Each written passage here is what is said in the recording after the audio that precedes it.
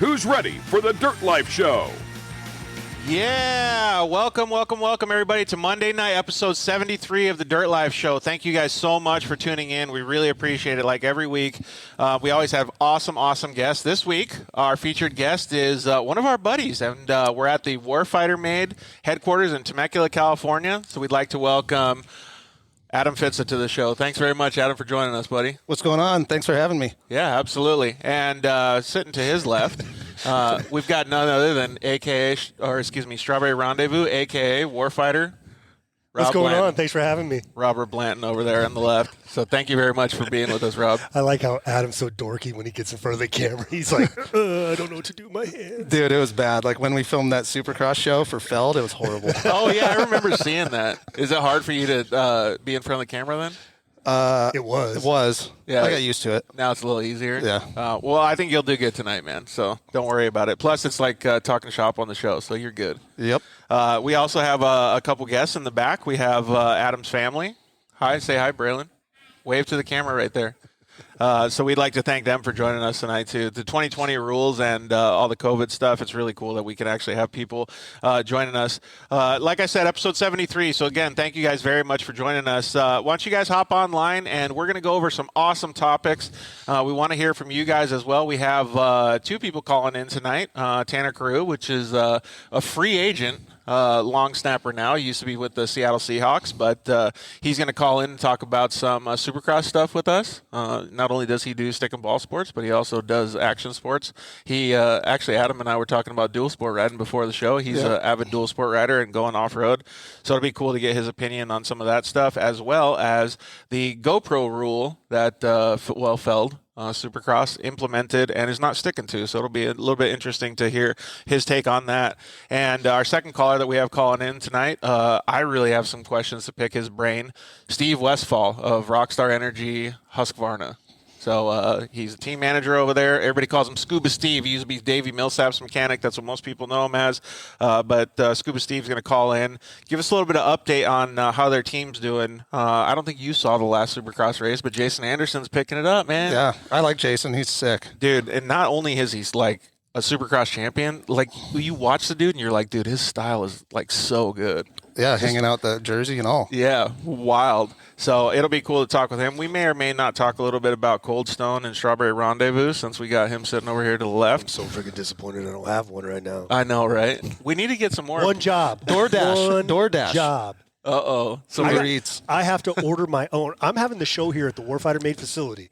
I'm allowing it to happen. I got one request, a Strawberry Rendezvous. I'll get it during break. I'll get it during break. Dude, it sounds like we might get kicked out like if we don't bring Strawberry Rendezvous at some point this week, right dude. Now.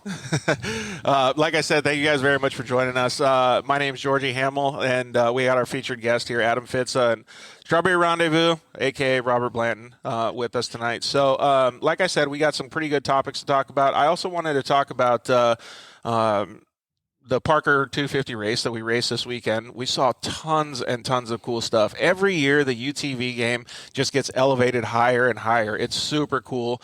Adam is part of that growth of the sport. We're going to talk with him about what he thinks.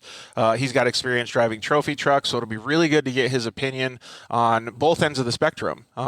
I was going to bring up some stuff about the Serapis brothers doing the same kind of thing that you're doing. So it'll be cool to get a real life or real world answers from you about that stuff. We're going to announce the winner of the Honda Swag giveaway. So we're going to go through that. Maybe we'll borrow one of your guys' fingers. We can pick a winner on Instagram. It'll be pretty cool to see who wins that. I'm going to be jealous no matter what because I definitely want one of those Honda hats. Those things are super cool. And last but not least, Rob wanted to give a shout out on the show. Why don't we just do that right now, Rob? Yeah, so, unfortunately, the other day we lost an icon in the off-road world, a gentleman by the name of Bruce Myers.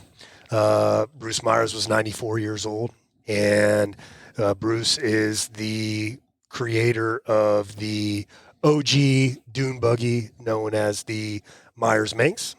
And what a lot of people don't know about Bruce, or what kind of flies underneath the radar with Bruce, is that Bruce was also a World War II veteran, and he was credited with saving some of his fellow shipmates' lives when the ship that he was sailing on was attacked by kamikaze pilots, and 2 of those kamikazes struck Bruce's ship, the USS Bunker Hill, and over 600 of Bruce's fellow shipmates passed away in that attack. But Bruce was also instrumental in saving a number of his fellow shipmates' lives in that, and then just kind of coming back into the world.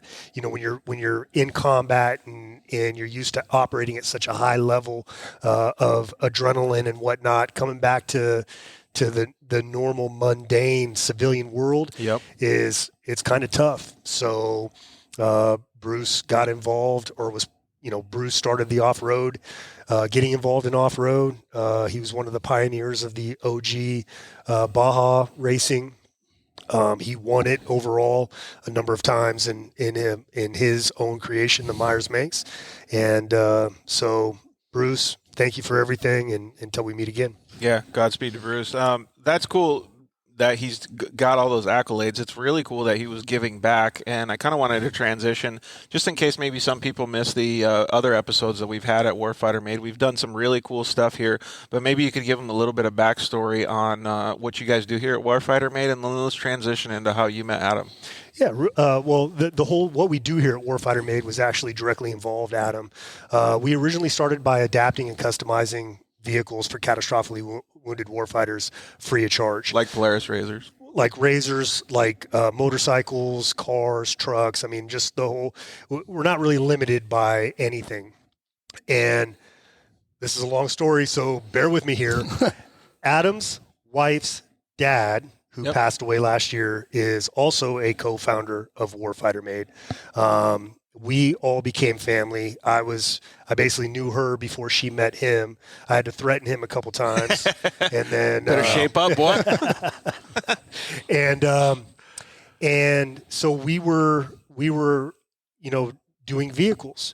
Adam was working for a guy, Bill Belansky, who is also deceased, and part of the Lucas Oil Regional Series. Bill had a Predator, just like the one that's over your shoulder. Very similar to this one back here. Yep. And Adam went to Bill and said, "Hey, I'm helping out these vets. You have a spare seat. Let's start putting guys in there." And that's how Warfighter Made got introduced into off-road. Then we were with the Merrill Brothers UTV Wolfpack at the Mint 400, and they introduced us to Polaris Razor. Polaris Razor was like, "We're interested." And that started a relationship, back in 2014 with Polaris Razor. Yeah, it's really cool to see the evolution of it. I remember seeing you guys at the track kind of the first couple times you guys went out there. Obviously, Adam had skills prior to that, but it was really neat to be able to see a different entrance into the off-road community. You know what I mean? Everybody comes in racer guy, right? But you guys were helpers. Right. You guys were giving philanthropy back to the off-road community. And I remember having so much respect after the first conversation I had with both of you, going, man, it would be cool to be able to see this grow and evolve. And now it really has. Absolutely. Yeah. So first of all, thank you very much for doing all the stuff that you do. Thanks for being a part of it, Adam. It's super cool. So having said all of that, what was the working relationship going forward with Adam then? Because I know he's done some fantastic stuff with you. He did some of the Perseverance Awards, but he comes to the shop and helps out whenever you guys need too, right? Yeah. So Adam was responsible for the first three of the Perseverance Awards. That was won by Donna Ellsworth, Katie Vernola, and Blake Level. And then I think Narayan took over after that. Yeah. Where did you come up with the ideas on how to make those things? Because those things are so creative. I think Rob came up with the idea, and I just welded it together. And you just have to put it all together? Dang, that's so cool. If you guys haven't seen any of the Perseverance Awards, look them up. And you may have some pictures on your social media and stuff, too. So go check out at Warfighter Made on social media and check out some of those pictures of the Perseverance Awards. The one that you created and the one that Orion's created, they're all super, super cool looking. The original thought behind those was basically Spartans. Spartan warriors. And so that's why everyone included some sort of a shield and some sort of spear or whatnot. And I just told Adam I'd like pose it out, and then Adam be like, draw a stick figure. No, I would be like, I want him like this or something like that. Oh, really? And then Adam would stand there and he'd be like, well, do you take pictures of him so what you about remember? This? He was more into it than I was. Dude, they're gnarly. They're like 150 pieces of engine, and they weigh like 40 pounds. Gears, links, like I know you guys use Heim joints, like all kinds of stuff. So tools. The very first one that Donna Ellsworth, Adam got the parts from John Force Motorsports, and then ever since after that, Croyer Racing Engines is, fortunately he's such a high level guy that a lot of people bring him their broken stuff. Yeah, so he gets extra parts. So he's like, all right, here, I'll just send this to the Warfighter guys. So hey, so while we're having so much fun talking about the Perseverance Awards, we had a couple people comment in. Frank G Life says, "What's up, guys?" I think you might know this guy. Alex Kidd 001 says Adam Fitza fan club's watching. Gives a party icon, and then Ursula Polemi. I don't know how to say that. Crazy guy, crazy driver. Oh, yep. No, Ursula is a friend of ours. Her and her boyfriend are from Greece in the UK, and they came down and they were at our house for a week filming. Hey, well, thanks for tuning in from Greece. We really appreciate it. Awesome people. And then we got some videos coming out. They're going to be super rad. Oh, really? Yeah. Okay, cool. Well, while you're talking about videos, maybe you could give a couple social media links real quick, and we'll give them at the end too, but so people could kind of go check you out while they're watching the show. Yeah, so at Adam Fitza 27 is my personal, and then our race team is at OTSFF_offroad. Say that slower. Yeah, and Adam Fitza is OTSFF_offroad. And then his personal one, the Adam Fitza, is ADAMFITZA, and you said 27, right? 27. So go check it out. Tyrone says, "What's up, fellas?" And wanted to take a fat guy on a wild ride. Yeah, man, you could get in this bad boy over here. He also has a pretty cool looking trophy truck that mirrors that Polaris RZR that's behind you there. But which one is your favorite to drive? The truck is obviously like the beast of desert racing. So right. This is fun. Like I love the RZR all-wheel drive. They're super capable. The truck is hands down my favorite, though. What engine's in the truck? So we race a Spec Truck series, so it's just a LS3. Like a 6100 yeah, with class. an LT1 cam. So it's 530 horsepower, turbo 400, 3-speed. It's pretty sweet. I would love to get in and see if I could find out if the crazy guy, crazy driver is actually a true statement. Would you drive with him, Rob? I know you don't like riding with people. Hell no. So, Ursula's boyfriend actually rode with me in the truck when we were filming, and I ran out of talent in the corner and went on the side. No way. You got to give us a little bit more details on this. I don't know what else to say. We were cruising. You guys are filming a commercial. Yeah. So he's got GoPros. He's holding his camera. Did he get all set up? Like he had a suit on, a helmet, and all that stuff? Yeah. He was properly safety buckled up, everything. But I just came into a corner. We were trying to get the good shots, right? Yeah. And it was soft. It rained the day before, and I hit the cushion and got it on the bike and put it over. And yeah, it was depressing. What was his like initial reaction when you guys tipped? I mean, I don't know. It sounded like you just barely tipped over on its side. Yeah, right? yeah. I mean, he was stoked. That was his first time in a truck, so I just had to give him the full experience, you know? Yeah, that's what it's all about. Yeah, we had fun. We went fast. We jumped. We went over. And it's on film? Yeah, I haven't seen that film, though. You think they'll give it to you?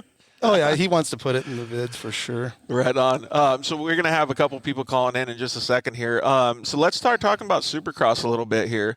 I don't know if you guys have been able to watch any of the Supercross series yet this year, but it's been pretty intense. The rivalries started out pretty even, like with all the top guys, Tomac, Roxon, all these guys. But now it's kind of transitioned into being Roxon versus Webb, because Webb swept Orlando and Roxon swept Indianapolis. So those guys are getting really, really tight. But there's a couple different things that have been happening. One of the notable things was flaggers haven't been doing a very good job at getting lappers out of the way, so that disturbed a couple of the wins that were supposed to happen, one notably with Roxon. And the second thing was, we talked about a little bit before the show when we were looking at the notes, GoPros not being able to be used on riders' helmets. And we got our buddy Tanner Carew calling in, and he's going to talk to us too about it. Are you there, Tanner? Yeah, I'm here. What's up, guys? How are you doing, man? What's up? So, good, man. Thanks for having me on. Yeah, for sure. So Tanner's called in before. Tanner is now a freelance long snapper for the NFL. He used to work for the Seattle Seahawks. So if anybody out there needs a free snap or a long snapper, he's ready to go. Yeah, I know, right? Just sitting here, I'm long snap when they want me to. I'm ready. Hey, I kind of like your job because you've been on the hiatus out there shredding trails on dirt bikes, man. We're just over here working. Adam and I can't even get on a dirt bike lately. I know, right? I mean, I did get to ride, so that's good. I got a pretty good sized trip coming up. Told you about it, riding from Barstow to Laughlin a couple weeks and back doing that. Dang. Pretty excited for that one. That's pretty long on a off-road bike. Yeah, it's probably the Mojave Trail, right? Yeah. So we're all plated, but we don't take any streets. But yeah, we go through the preserve and all that. Yeah, I've never personally been, but I've heard it's an awesome time. And let's be honest here. The last thing Georgie needs to be on right now is a motorcycle. Yeah, that's probably true. My brain tells me that I could go. It's the first thing he's got to be on. Yeah. I definitely don't need to get hurt anymore. That's for sure. We had a couple other people chime in. The Carroll Racing guy said, "Go Kenny." Yeah, they want him to do good in Supercross. It sounds like your mom might have chimed in. Dad and I are so proud of you, Adam. Proud of Rob for all you guys do as well. So it sounds like Mom's proud of Rob, too. Well, okay, so here's another long story. Funny underlying story. My daughter is getting ready to marry Adam's youngest brother. So Adam's family, we're getting ready to all be in-laws. It's really weird. It's really complicated, but, you know. Does that mean you're going to have a chance to get mad at somebody else other than Adam now? No, I'll always be mad at Adam. Oh, great. Hey, so we were talking a little bit, kind of just getting into Supercross talk. Excuse me, Tanner. And we were talking about the GoPro rule that you had notified me a little bit about this week. What is that all about? Well, it pissed me off because all the races I wanted to do this year, I wanted to throw a GoPro on my helmet. But the AMA sent out a notice to like everyone that was an AMA member, like you're not allowed to have any helmet modifications, none. And then you turn on Supercross, all these guys got GoPros on, but all the off-road racers are pissed because they can't do it. So I don't know where this is where the lining is where they can do it, no one else can. So what is it for, though? Is it to protect people from breaking their neck because it has less sliding, I guess you could say, when you hit the deck?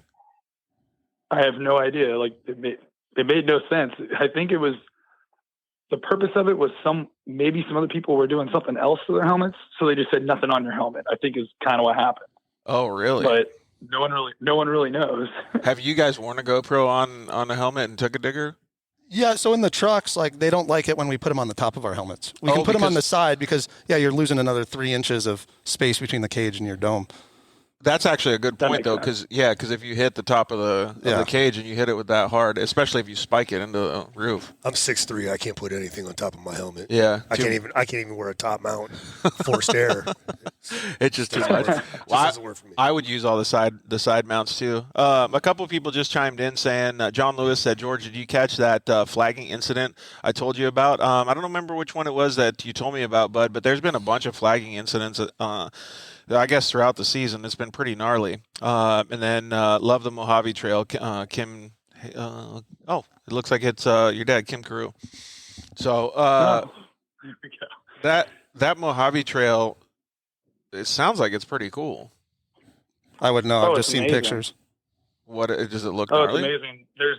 No, it's not too crazy, but it's really fun. Like on the gas trail, like just. On the gas, well, you got to be careful. There's a bunch of rocks coming out of the side, so you could clip one and get it flat or go over the bars. But can you drive a UTV on that trail? Oh yeah, 100%. I almost got smoked by one when I was going the off because it's just a 2-wheel trail. They come the other way. They can be really bad if you're on a dirt bike. Yeah, and those guys are probably getting it too, going the other way.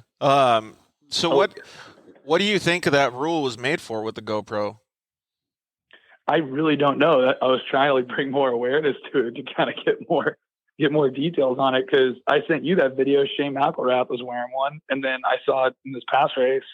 I think it was Alex Martin when he went down. He had one on, and so I want to know what the real rule is. Malcolm Stewart and Adam Cincerillo put out GoPro on track things every time they're out there on the Supercross track. So every single time. Yeah. I don't know. I don't see why it would be such a big deal, but help with rider Because if you safety. crash hard enough, the thing's going to snap off anyway. That's what helmets are for. Neck braces. They have all the good stuff now. Yeah, exactly. So I don't know. I guess it's one of those things. Just if you want to run it, you run it. If you don't, you don't. Just personal preference. So what are you going to do on the Mojave Trail? You guys going to go all the way up there and then come all the way back, or are you going to trailer back? No, so I believe we take off and do the ride on a Wednesday, and we ride to Laughlin, stay at the Gold Nugget, then we spend a whole day there, and then on the Thursday we ride back. Oh no, on Friday we ride back. That actually so it's a big trip. Yeah, that sounds like a good time, man. I would love to be able to do that, but I think I'm going to stick with Rob's statement and not get on a dirt bike for a little while. We did something similar to that. We did Operation Desert Run with Polaris RZR and Rockstar Energy a few years ago. We started off in Fort Irwin, California, and rode all the way through to Prim. And then from Prim, we jumped in a party bus, headed out to Topgolf, hung out.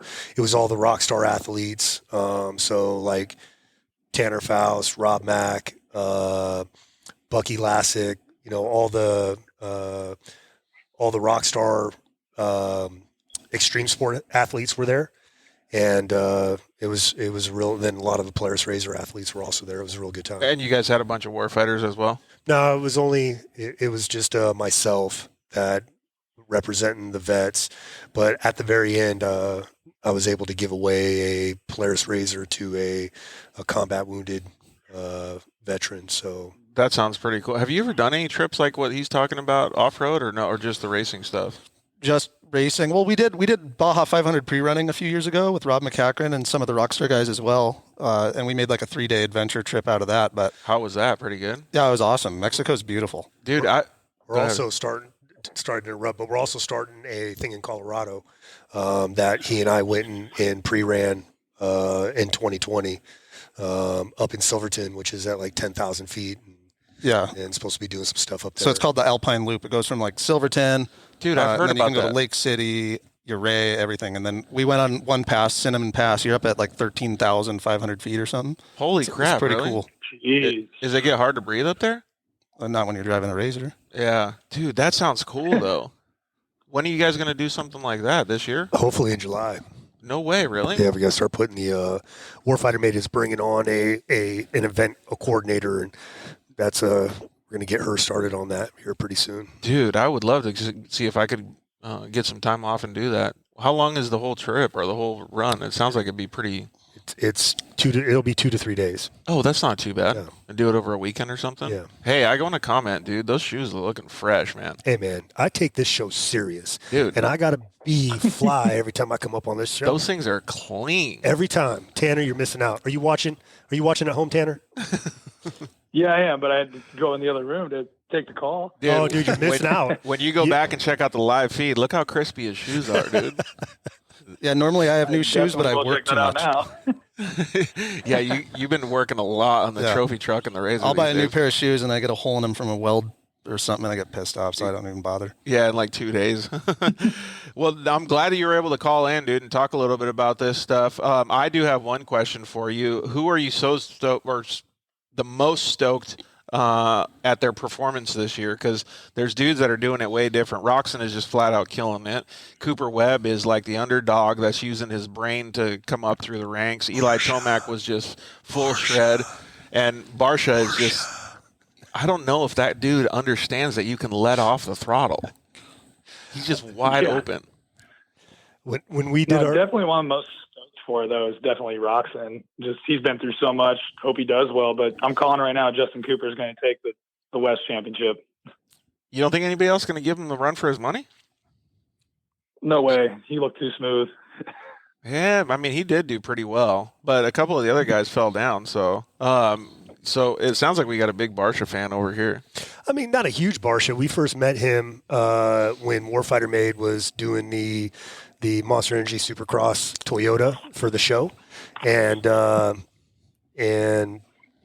we met him as part of that thing, and then he had a year off because he lost his ride, and then came back as a fill-in and was crushing it.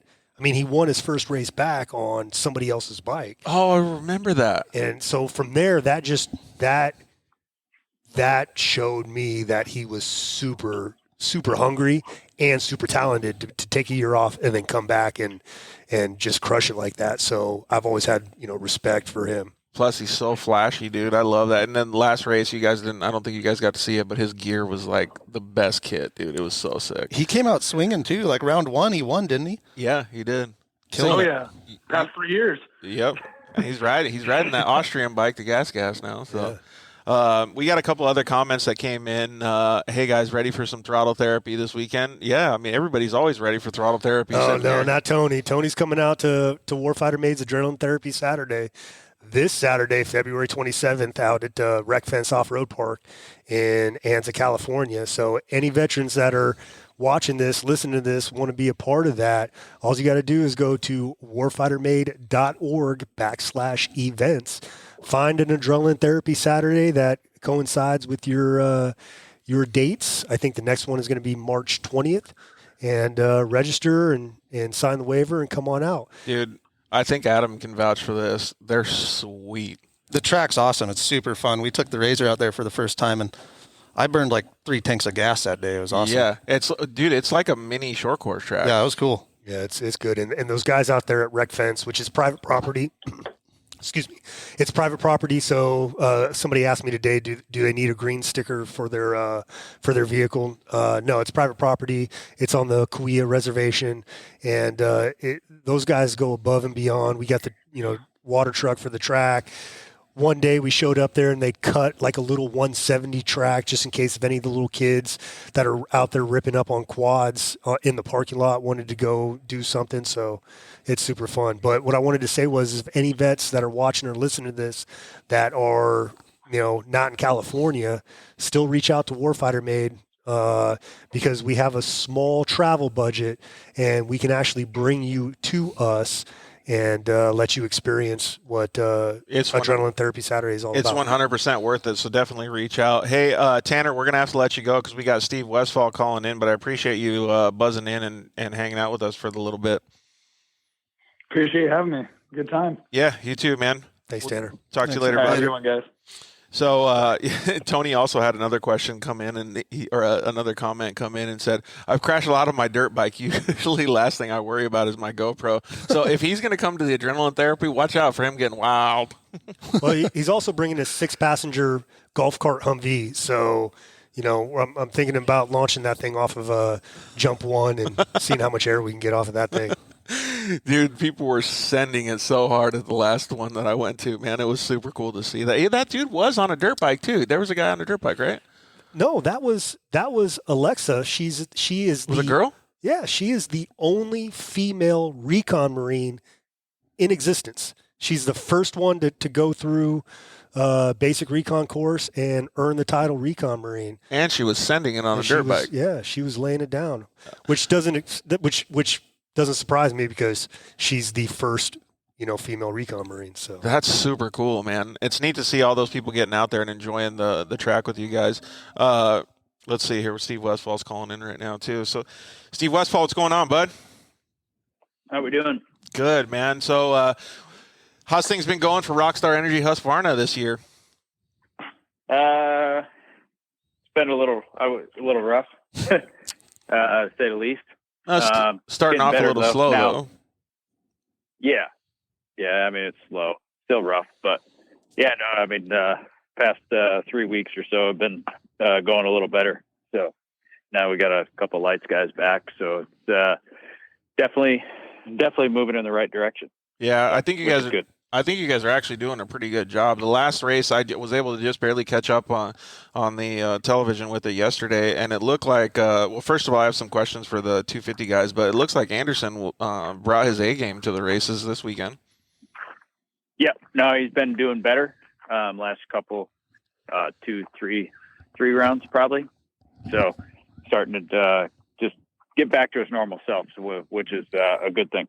Yeah, for sure. Well, in the studio today, our Warfighter Made headquarters, we got myself, Georgie Hamill, and then Adam Fitza, a trophy truck and razor driver. We'll have to all get together one of these days and go riding out where Steve lives, and all get in our razors and go shred. And then we have Rob Blanton of Warfighter Made on the call here too.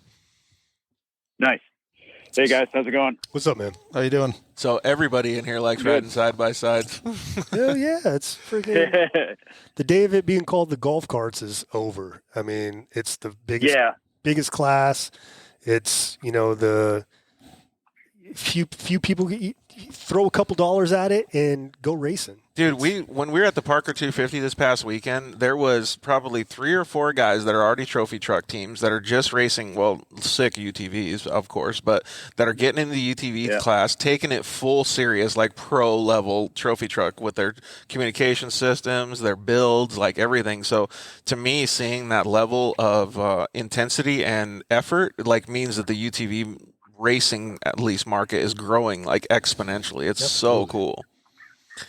Yeah, that's good. It's good for that sport. It really is. Oh, and there was one dude out there on a 4x4 Polaris quad. Like, the dude was like a gorilla. Like, how the hell do you do a desert race on a big-ass machine like that? What about the dude that showed up to the very first UTV World Championships on a snowmobile? Oh, he still races best in the desert. Wait, what? Does he? Yeah. He's got like 4-wheeler, like quad wheels and tires on the front instead of skis, and he rips. He raced Vegas to Reno last year, I think. What's on the back? It's a snowmobile. A sled track. It's like a Polaris RMK sled. Yeah, it's badass. What? He raced the first UTV World Championships. I don't think I remember seeing that dude. That thing probably launches off the line hard. It's got to be quick. Yeah. All right, Steve, would you try that thing? Probably not. I know. I think I'm gonna shy away from that bad boy too. Hey, so I wanted to ask a couple specific questions about the younger guys. I know Styles Robertson. This is his first year. How did he end up doing? He did. Qualifying was really good. Heat race was really good, and then they had the restart on the 250 main right off the start. Jeremy Martin went down, and Styles was caught up in that. So his shoulder was banged up a little bit, and then they were like, he doesn't know if he can race. And I just said, if he can go out and ride around, it tweaked the bike pretty good. I'm like, just straighten it out. And then they ended up ripping the front fender off of it because it was broke. And I said, it's good for him just to see how the track develops over the, 15 minutes in a main, because he's never seen it before. And just to go around and just try to ride and see, I could care less what place he got. I just wanted him to physically see how the tracks develop. Yeah. And it's funny. He called me about an hour ago and was like, Saturday I wasn't sure, but after the more he started thinking about it, like, he actually brought up a couple key points to it and how beneficial it was for him. So I'm like, that's like I told him. I said for the sponsor side, I mean, it's good that you're out there, but at the end of the day, it's good for you to actually physically see how the track changes after they prep it, and then you ride it for 15 minutes with 20 guys. Yeah, 100%. And how old is he now? Totally. 18. Oh, okay. Almost 19. Birthday's coming up. Yeah, so he's super fresh into the class then. And so this was basically his first race. Correct. Yep, first one. Man, that's so cool. It was good. How did he feel going up against, because racing amateurs, he was racing now in the pro class, but he was racing against a lot of the guys that he raced with previously, like Haymaker and all those guys, or Hammaker, however you pronounce his last name. But did he feel at home, or was he a little bit nervous about everybody being there? They probably both, him and Jalik were both nervous. Not that, it's been a while. It's the first race. They try to put some hype on all the kids and the younger guys coming in and, racing against the, some of the older guys. And he was nervous. But I think as the day went on, he got better, just getting more comfortable, more laps, more experience. And the Daytona, I think, will be better for him just because he's, you got that one race under your belt. You got the jitters out. And the first time practice, he crashed 3 times. Just little tip overs. It's just the rookie blues. Get them out of the way now. So well, at least he didn't take out one of his sponsors in the passenger seat and tip it over. yeah, yeah. Like our special guest right here, Adam Fitza, did the other day, and it was in a trophy, trophy truck too. So he didn't have to scratch a grip; he scratched the whole side of the truck. Yeah, it's fixed. We're good to go. So yeah, one of these days we're gonna have to definitely get out there and go do some off-roading with you. It'll be pretty fun. We can talk a little bit more shop about what the team's doing and stuff. How about all the other riders? How are they been? Everybody been staying injury free? Yeah, Dean hurt himself in between Houston and Indy, so he broke a toe, sprained an ankle pretty bad, and then had a bone bruise on his where your knee is. Just hit neutral somehow. Don't know how, because it's difficult to get our bikes into neutral, and just went through the had to basically jump off when he was practicing. So he didn't race a couple of rounds, and he's still obviously nursing that. But, he's coming along, he's getting better, and he's out there trying, which is fine. Zach's been good. It's just hard when the field is as deep as it is. They're all going the same pace. So it's hard. You have to get a start. You have to. You can't go from last all the way to first like back in the day. Yeah, you can't pull a Carmichael or a McGrath like back in the day. I was thinking the same thing. No. So have you guys watched any of the latest, maybe the last 5 rounds of Supercross, any of those? Yeah, I watched the Saturdays. Yeah. Okay, so you're able to see it. You see how crucial the start is. Dude, if you're top 5, you might be able to stay in a podium position. It's nuts. It's 80% of the time, whoever gets the whole shot is going to stay up front for a while. Well, I saw it talking the top 8. I saw Tomac, Roxon, and Anderson were all on charges where it looked like they were, just going to be top 10s, and then they moved their way all the way up to the front. So there still is that skill level and that conditioning there, that the guys that are hungry and the guys that have the ability to practice all the time can put that head down and go for it. I feel like that's a true statement, but it has to happen within the first 3 to 5 laps. Otherwise, it just gets too paced out, and then that's it. Everybody just kind of sticks. I think Anderson made his charge in the last half. Yeah, last 5 or 6 laps. And then you watch some of the guys are super fast in the beginning, and they get worn out, right? So they start just dropping pace. Yeah, there was that kid that was leading it. AC. Was lead, and he made a mistake in the whoops. Yeah, but he looked like he was slowing down, getting worn out. Yeah, it did. So I'd have arm pump after the start. So. When did Jason kind of turn it on then, Steve?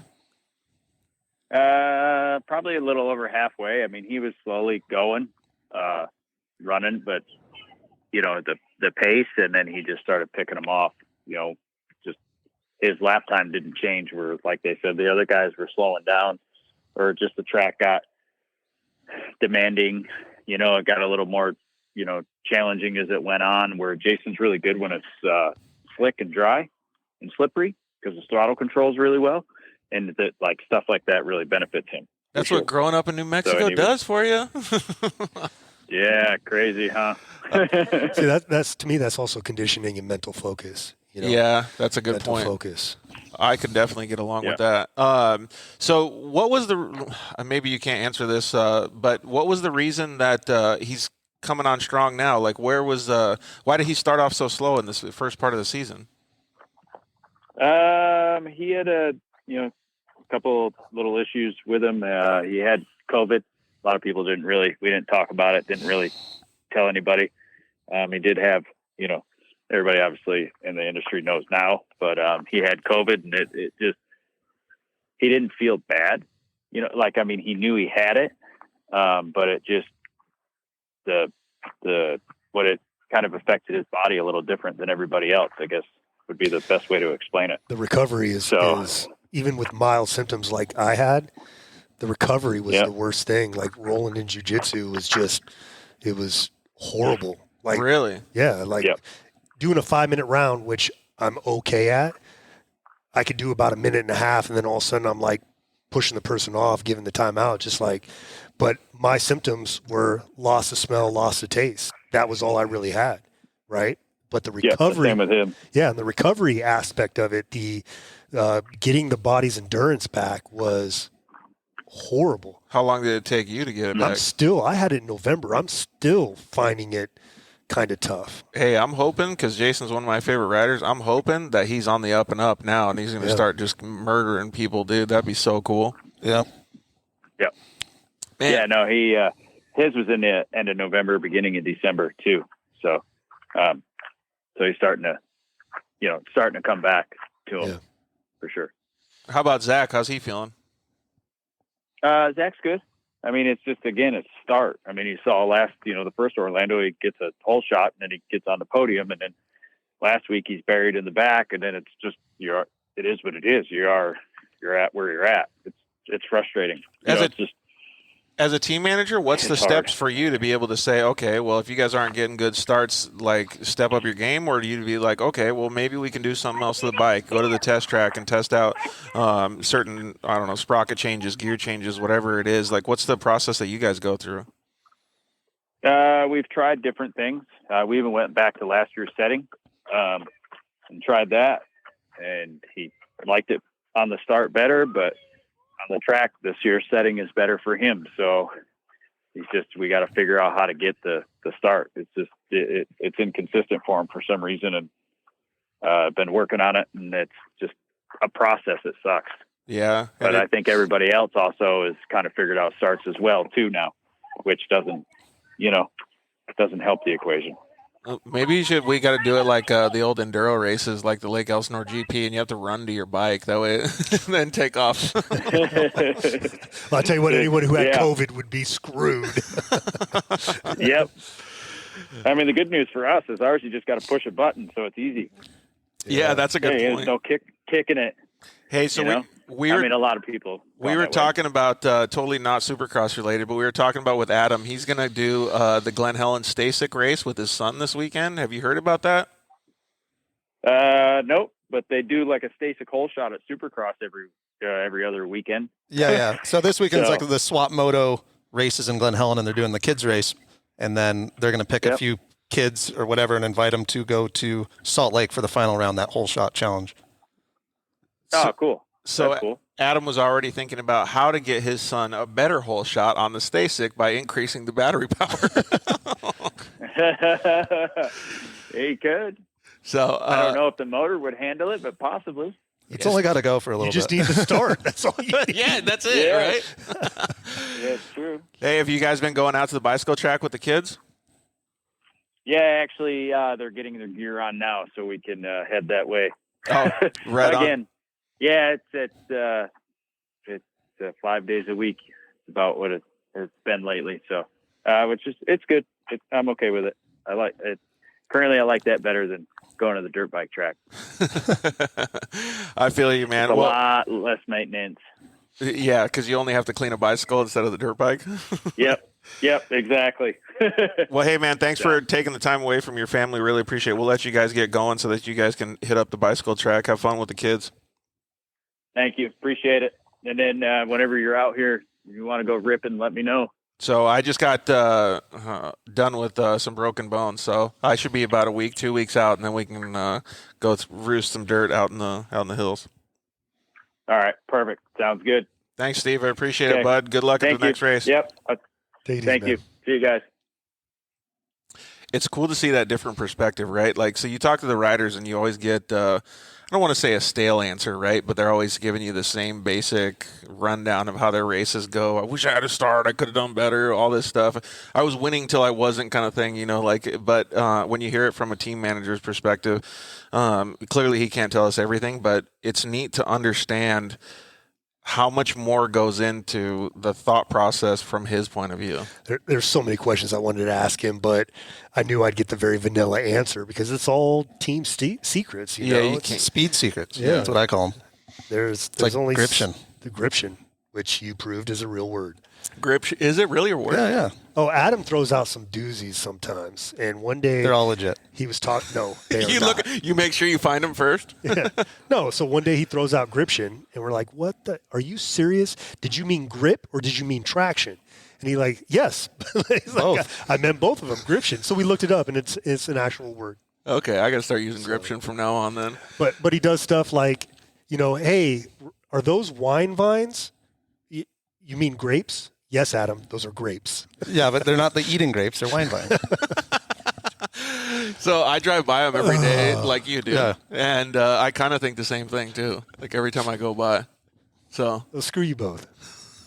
So Hey. Tony wants to remind me that he's got an 8-passenger Humvee golf cart, and he better bring it because we're going to send that. to the adrenaline therapy? Yeah, this Saturday. Dude, you think that thing will get off the... Well, it could, because that ramp, that finish line jump at Rec Fence is like pretty steep, so maybe he can. And it's good. It's you got enough. It's not like it's got a lip on it. You got where enough you're gonna- gription going around the last corner? Man, Daytona corner, if I mean, if you're like Rob Mack and you're 3-wheeling it around the entire thing, or, a couple other guys that get a good drive through that corner, you're sending that thing. Dude, you're going to have to take the sway bar off of that bad boy and could start getting the 3-wheel motion. My favorite is the one we had an active duty Navy guy out there, and he was sending it in an RS1, a Polaris RS1 off that first jump. And as I'm watching him, I noticed that as soon as he was leaving the lip, he was kind of doing that little. I could see him in the seat. He's Really? He's trying to give it a little extra in the seat. To get out, like when you're playing the video game and you move the controller. We like, call that driving the bus. Yeah. That's funny, man. It's cool to see that, though, man, because like every time I go out to those adrenaline therapy sessions, I always get a smile on my face because everybody is having so much dang fun. I love it. The one thing that I always loved about Lucas Oil Regional Series was just watching all the kids. Like when you're in the pits and you're going up to the stands, just all the kids that form these little packs that are like racing around on their bicycles or playing freaking Tonka trucks in the dirt. And it's like, somewhere in the world, a lot of places have gotten away from that. And now you see a lot of kids on, wireless devices. And so to me, it always reminded me of being a kid growing up. Yeah. And then going out to Adrenaline Therapy Saturdays, seeing all the kids out there just having fun. We have all the racers, Jacob Peter, Caden Danbury, Matty Wedeking, Casey Sims. I've got it on pretty good authority that Ruslan Greasehands is coming out to this next one. But, getting the kids and putting them in the passenger seat with these racers and letting them go out and tear it up is it's a good time. Sounds like Stetson Galloway is going to see you guys over there on Saturday. My homie Stetson, I was in the same unit with his father, who passed away in '99, and I actually ran into Stetson. He was at the UTV World Championships with Deserts Vets Racing, and that was a pretty cool reunion. So, Hey, so we got Mitch, who was on the show, said that he needs to use Adam's word gription to keep his prosthetic leg on. No, it keeps falling off. Mitch, you need to go to Peter Harsh and get a proper fitting socket. That's what you need. But a proper fitting socket's going to have more gription. Yeah, More gription. absolutely. All right, true story. I was True waiting story. for Adam to chime in and say that. That was perfect timing. We're already about 45, 50 minutes in, so let's take a quick commercial break, and then we're going to dive in real deep to Adam Fitza's story. We can't wait to see what he's got to say about trophy truck racing, UTV racing, and now Stasic racing with the boy. Yeah, I'm going to be that crazy dad with a pit board. So we're going to go to commercial break. We'll be right back.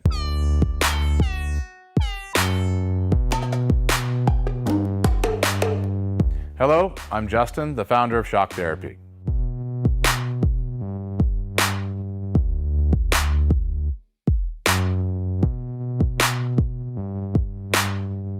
Shock Therapy has been around for 5 years, but we have personally been tuning suspension on off-road cars and race vehicles for over 25 years. We tune between 10 and 15 cars per day, every single day of the week.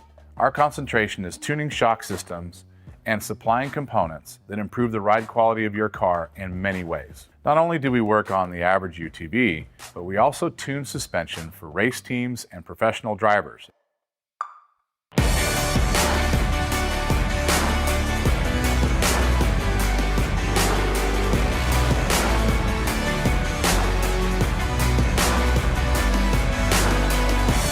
We currently tune for over 87 race teams in Best in the Desert and Score.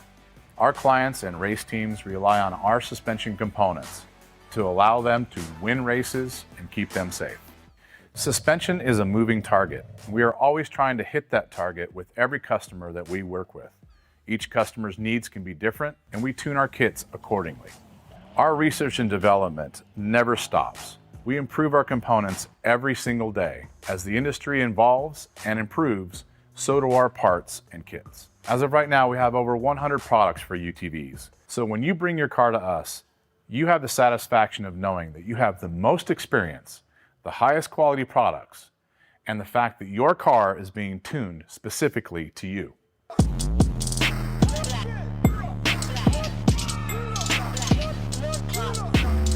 Zollinger Racing builds the best aftermarket products available. Products for your UTV or snowmobile, including billet radius rods, billet tie rods, billet steering knuckles, billet steering racks, alternator kits, and much more. All manufactured in the United States in-house at their headquarters in Nibley, Utah. Travis Zollinger and his team test in some of the most brutal conditions, racing in places like the Best in the Desert Mint 400, Ultra 4 King of the Hammers, UTV World Championships, and many more. Visit ZollingerRacingProducts.com and use the code DIRTLIFE to get 10% off your next purchase, and join us on social media at Zollinger Racing Products to see our products in action.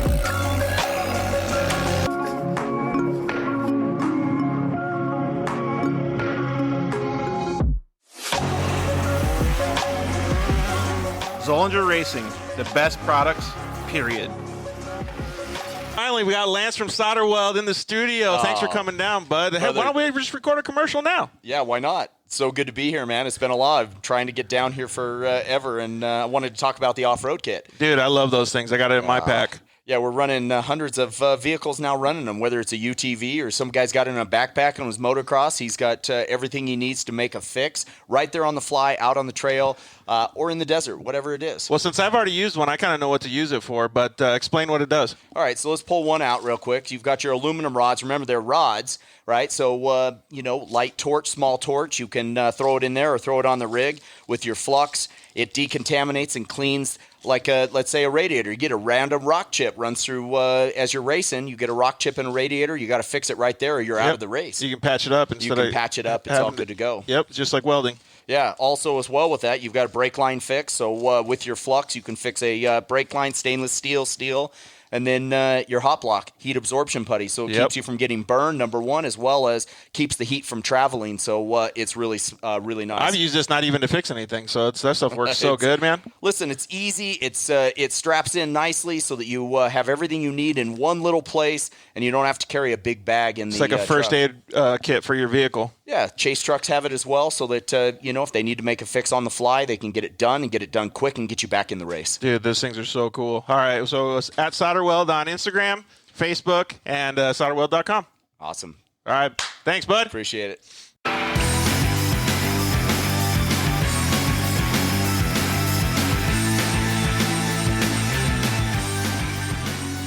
Welcome back. I don't know about you guys, but I feel better after that break. I feel real good. Look at that smile on his face. So we got our asses saved pretty much by Adam's lovely wife, Kelsey, who's sitting back there with Braden eating their Cold Stone. Thank you very much for saving our ass. Rob got his strawberry rendezvous, so he's calmed down now. He's a little bit more Yeah.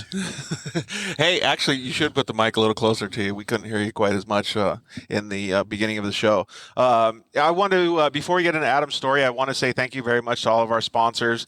Thank you to the guys at KMC Wheels. We had a fantastic time in Parker this past weekend. Those guys actually did really good with their representation. They have some amazing drivers this year. Brett Serapis and his brother Christian are driving a Can-Am, a Fortin-built Can-Am UTV in that series. It's cool to see the guys from the trophy trucks coming down and racing UTVs and elevating the game of racing UTVs, man. It is super, super cool. So congratulations to the guys at KMC for joining up and partnering with them. They also have a partnership with one of your partners, BF Goodrich. So that's pretty cool as well. It was neat to see their level of professionalism, and I just can't wait to see what happens this year with UTV racing. Hey, Serapis guys, I'm still waiting for our White Claw door. Oh, that's right. You know what? I heard like 3 or 4 other people asking for that same door. They might. It was promised to Warfighter Made. Uh-oh. So, yeah, whoever's trying to get that door, I think Warfighter Made might have the edge on you guys. And thank you very much to guys over at Shock Therapy. They're always doing us a solid by helping us out with all the media stuff. They're doing you guys a solid for helping out with your suspension. They make awesome steering racks for Can-Ams, Polaris vehicles. I know Seth Quintero and all those guys are running those Shock Therapy steering racks, and even Dustin Jones, who is also another KMC athlete, he's running a Shock Therapy steering rack on his Can-Am X3.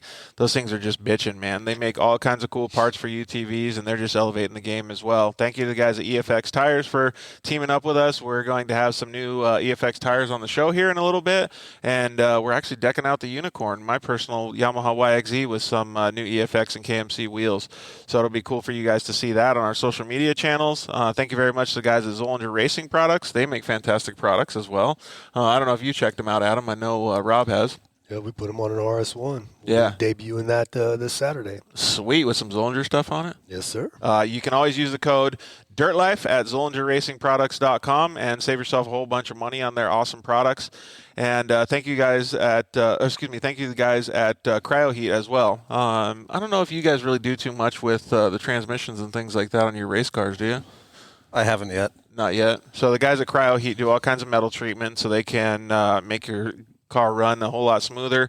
They do Pro Mod transmissions for the Polaris RZR. I think it's like 15 or 20, 30, I don't even know how many percent. It makes it so much lighter than a stock one, so that less rolling resistance increases horsepower. So thank you guys. Thank you to Josh and all the guys over at Cryo Heat for coming on board of the show in 2021. Go check out cryoheat.com and check out all the fantastic stuff that they do. And obviously, thank you very much to the guys at Solder Weld. The guys at Solder Weld have off-road repair kits that you can repair your race or your ride. It's basically like a first aid kit for your UTV, and you can basically bond any metal. We got to get you one, man. I have one in the van. I can get you one before the end of the show. Yeah, that'd be cool. I've never even tried it out. Dude, they're super cool. And you can just use MAP gas and fix your car on the road. So thank you very much to all of our sponsors. We really appreciate it. And thank you guys for joining us. Next thing we're going to do is we're going to jump straight in and start talking to Adam about how he got into off-road racing. You've told me a little bit about growing up, but you kind of grew up similar to myself and similar to a lot of guys that race and off-road now doing dirt bikes and stuff, right? Did you grow up in Southern California? No, I grew up in Colorado. But, yeah, I raced moto since I was 11 on. Lots of cool tracks in Colorado to race moto? We had one main track, Aztec, New Mexico. We used to ride on a ton. Like it was a couple times a month. And then we'd go to Albuquerque, Moriarty, which you're probably familiar with. We came out to Glen Helen a few times and raced for Loretta Lynn qualifiers. That's pretty cool. And so when did you start racing? Like super, super early? No, 11. Like when I was 11 years old, and my first race, I think, was the World Mini Grand Prix in Vegas. Your first race, really? Yeah, it was cool. Way to get your parents to throw you in the fire, dude. Yeah, no, it was fun. That's pretty bitchin', though. Yeah, I didn't start till I was 12, so I know the late start game kind of does suck. But looking back on it now, do you think like it kind of supercharged your path and like to getting better and getting faster? Yeah, I mean, there was a time where we were in our like regional series, right? We were up there and we were ready to like go further, and that's one of the reasons I moved to California. But I'm clumsy. I got hurt a lot. I was in a wheelchair for like 8 months one time. Oh. Broke both my wrists at one time, so I couldn't write. or do other things. So when I was saying supercharged, I was also being nice to myself because I broke like every single bone on the way up there too. Because you really have to like go faster because you got to catch up to all the kids that are 1 or 2 years younger than you that have been doing it for a long time, right? So it makes it a lot different mindset when you line up because I feel like you're hungrier.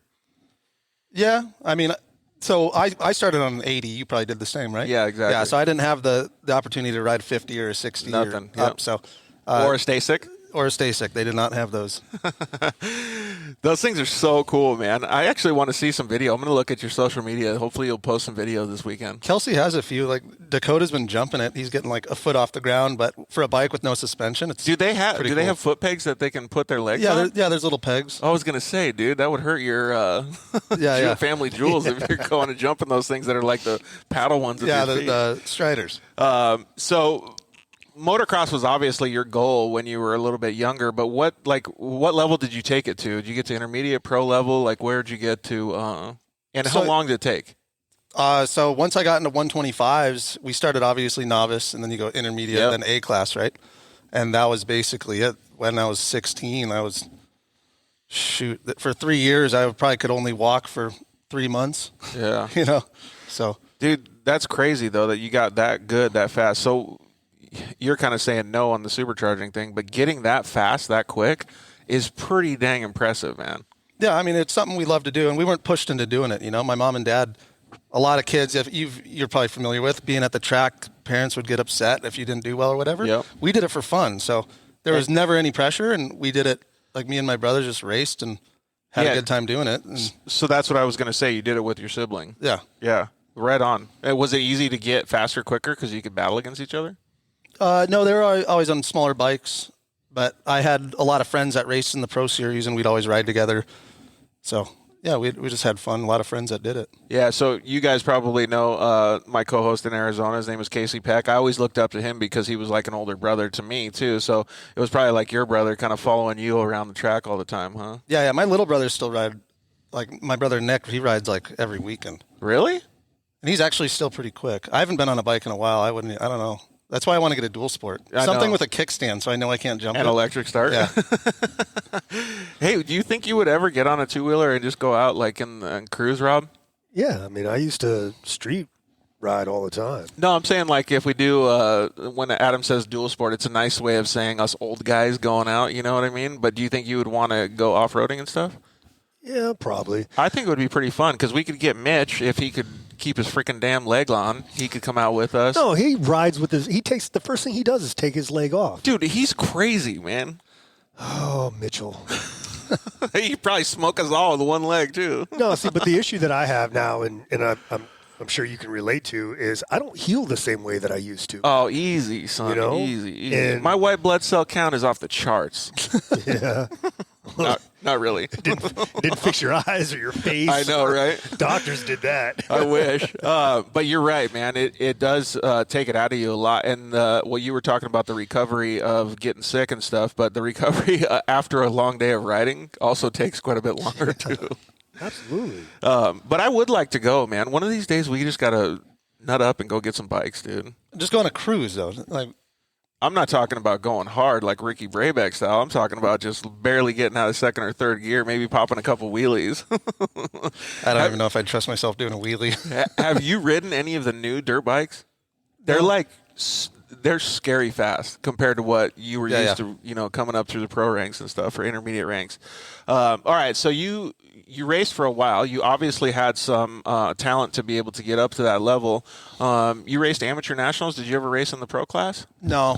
So we qualified for Loretta once, and I got hurt. Oh, you didn't even make it to the national? What class was that, in the B class? That was a 125 novice C. Oh, right on. That's still anybody who qualifies for Loretta deserves a pat on the back, man, because that's still a pretty big milestone to be able to get to that level. Just the adventure, like getting up to there was cool. Like we drove from Colorado, came out here, and I raced Glen Helen for the regional like the national qualifier, and it was a blast. Like, we had to do our qualifying at Star West too. Like when you have to do a qualifier, you're not from Southern California. And when you have to do a qualifier in Southern California, it's like throwing you into the fire big time because everyone out here is fast. And they're all locals only, dude. Like they all rip on those tracks so hard. That's really cool that you were able to make it to that level. So what was the catalyst to shifting gears into four wheels then? Well, so growing up in Colorado, we raced moto, like we've been discussing, and then I wanted to come out here to get into trucks and stuff like that, right? So that was the catalyst to move to Southern California? So as soon as I graduated high school, like the next day I was packed up on the road to California. And wow, I went really? I went to a fabrication, like a trade school, and learned how to weld and bend tube and fabricate. Really? Yeah. Dang, dude, you had some gumption to be able to do all that. Right at 18 years old too, huh? Yeah, I was over it. Wanted to do something new. Were you living in a small town in Colorado then? Yeah, Durango. It's where my parents and brothers still live. It's a town of, I don't know, probably 20,000 people. Isn't that where the number 3 Kawasaki lives?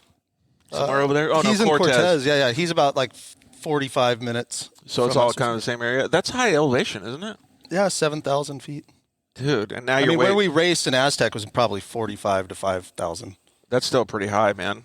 Well, that's cool that you were able to do all that stuff. So I feel like we're going really fast through this whole story, but getting that, like, what was the reason that you decided I want to get into fabrication? Because some people will say, okay, you know what, I want to go to school and get a business degree. I want to go get fine arts degree, whatever it is. What was the want to be able to do the fabrication stuff?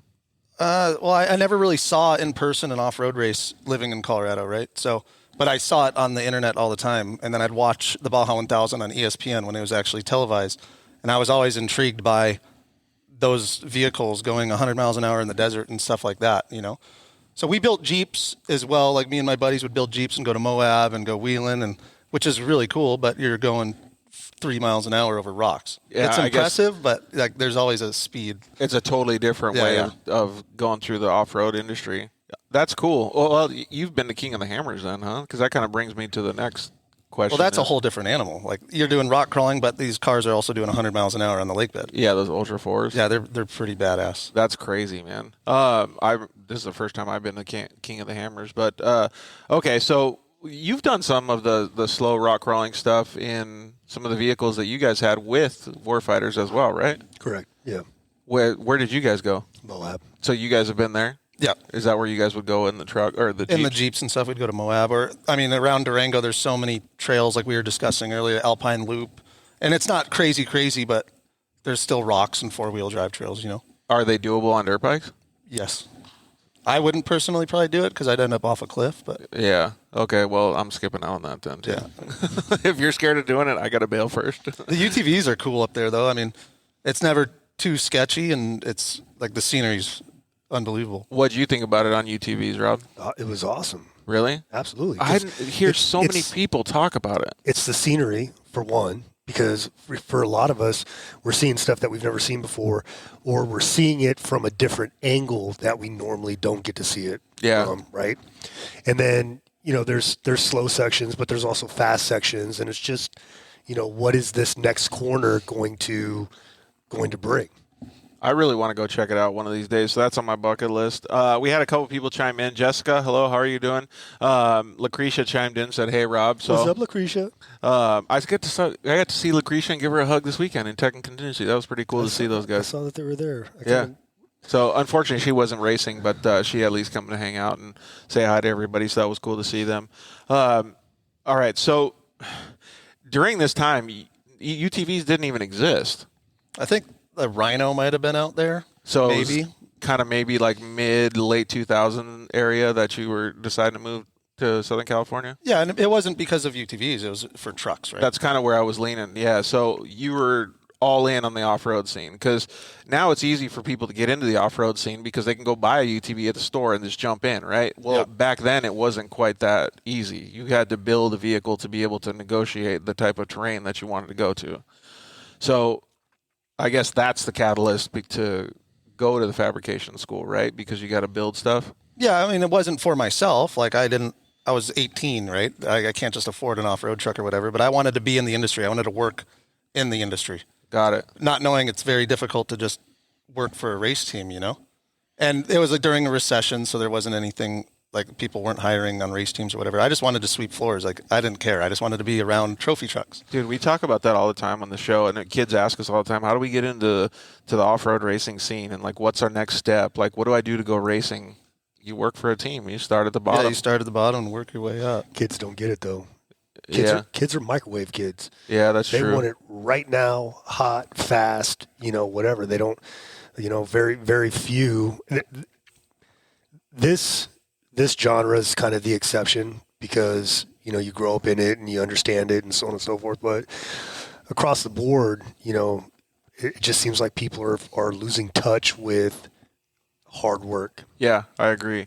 I have had some people chime, let's consider our glass half full here, chime in and say that the show has helped their kid understand a little bit more of what it does take to be able to go down that path. The kid maybe doesn't have an off-road vehicle or whatever it is, and it shows them the path that they need to take. And one of them is a perfect example is how Adam did it. Yeah, there's no school you're going to graduate from and just get into this, right? Right. At the top. I mean, you can win the lotto maybe.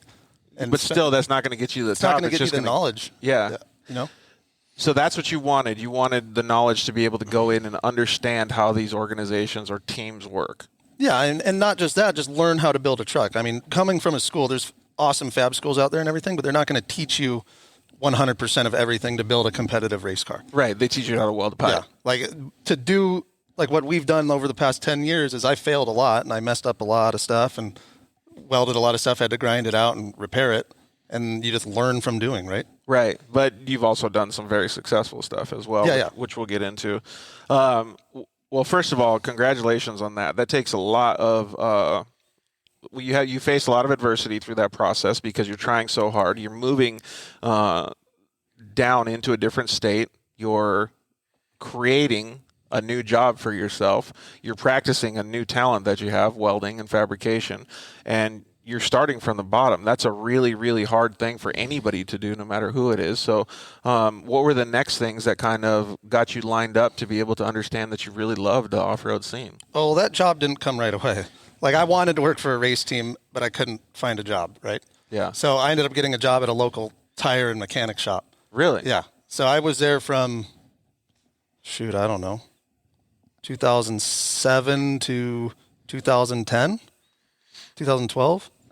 Man, so you were working your ass off for a while. Yeah, busting tires, mountain tires, water pumps. Do you like doing tires now? I still hate doing tires. No, it sucks. Yeah. Now we got to do bead locks. It's even worse. Exactly.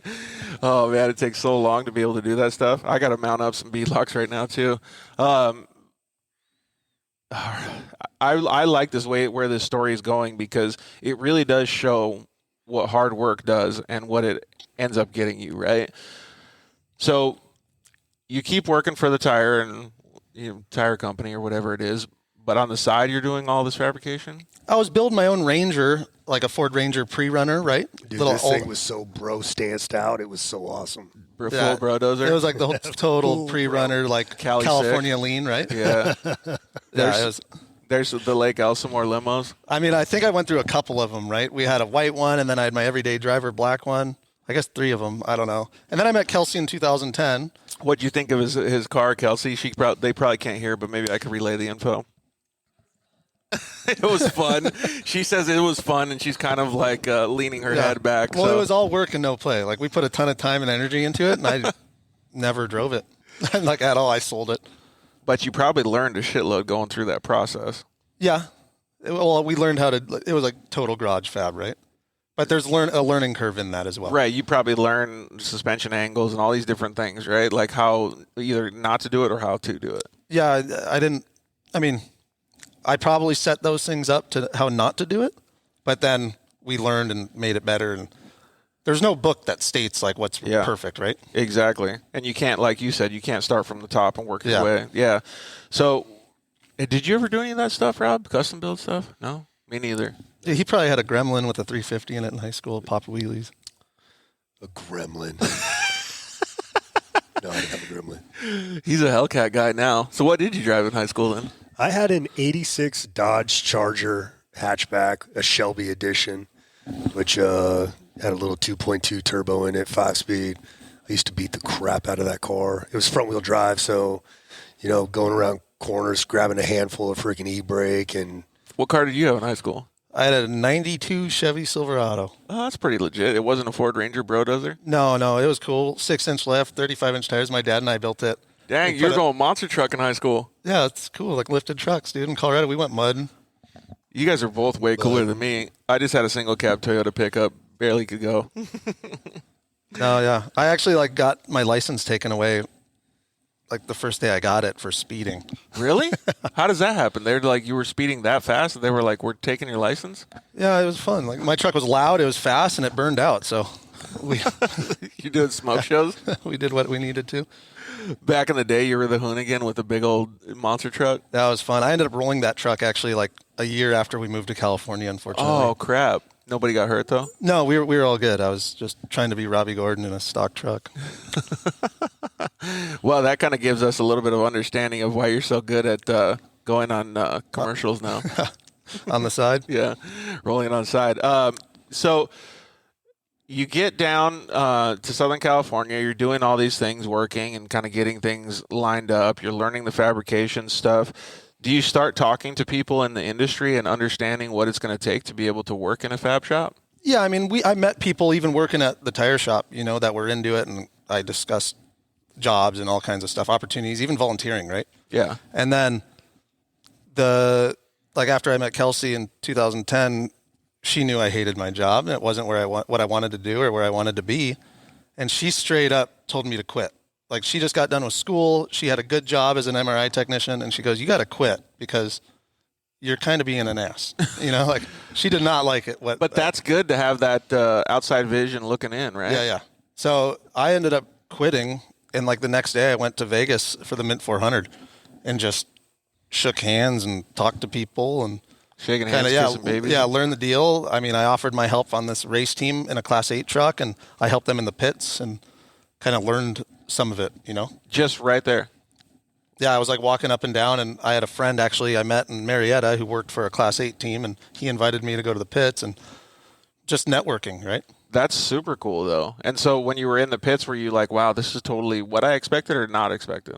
It definitely wasn't what I expected. Really? I don't think I realized how remote it would be, right? Yeah. We're in the middle of the desert with a generator, some light pods, a grinder, and a welder, and the amount repairing trucks. Yeah, and the amount of actual work it takes. You have to self-diagnose the truck so quickly, and everything's got to be lined up. And I've never seen because I've always been a driver, right? So I would always be having the guys work on something if I had to stop in the pits. And over the last year, I've been able to go in the pits twice. So at Parker was the second time I've done it, and I still think it's phenomenal the way that the pit teams handle themselves, from the total beginner level team to the professional level teams.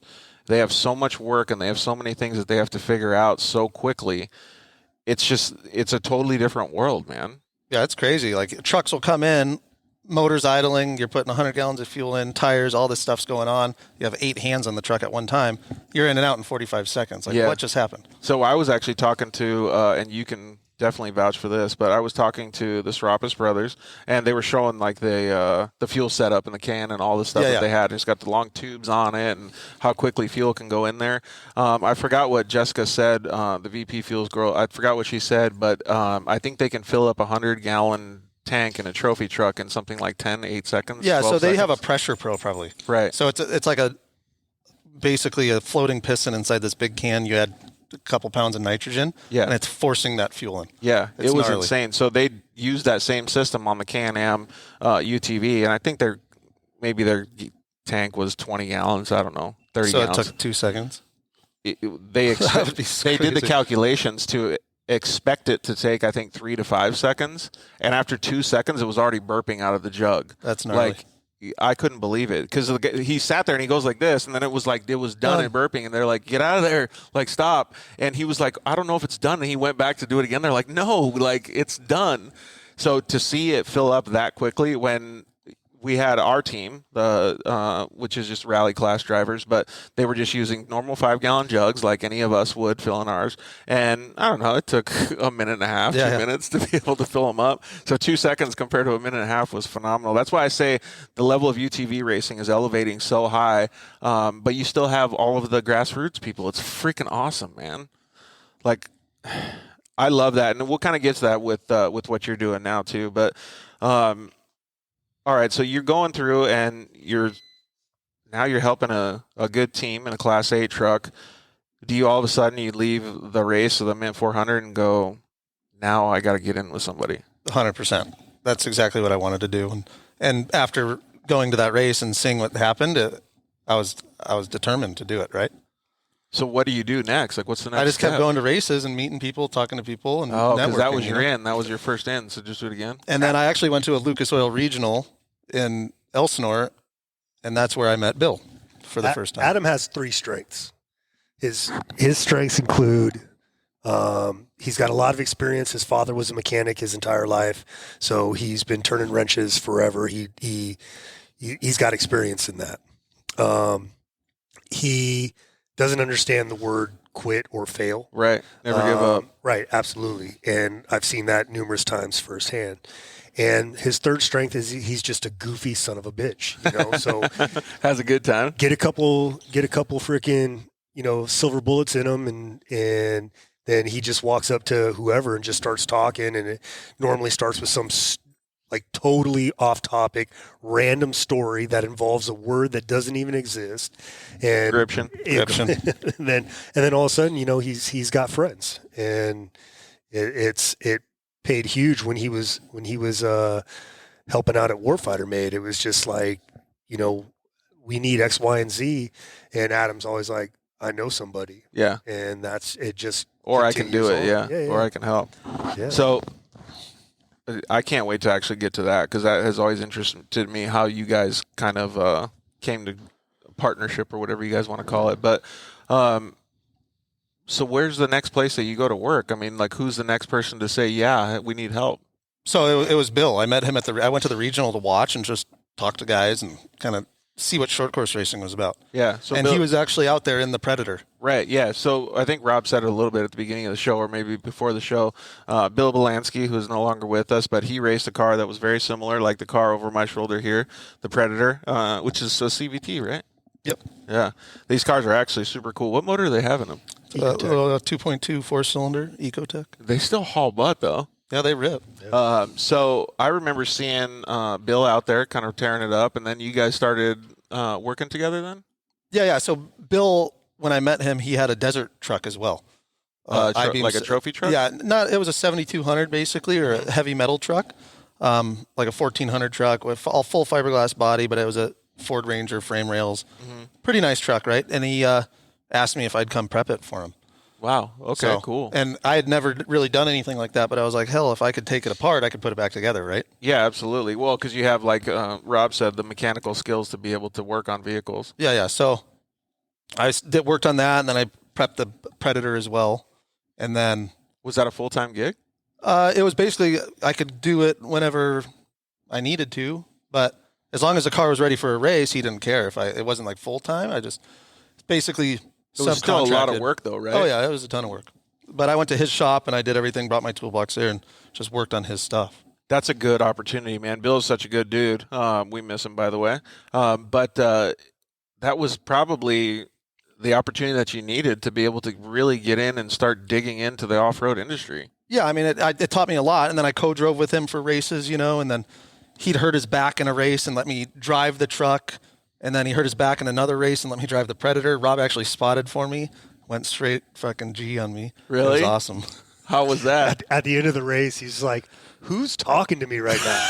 I'm like, it's me, it's Rob. He's like, dude, you get so ghetto. Really? You get awesome. Yeah, that's the NorCal. Do you remember what one of the statements that he made during that conversation?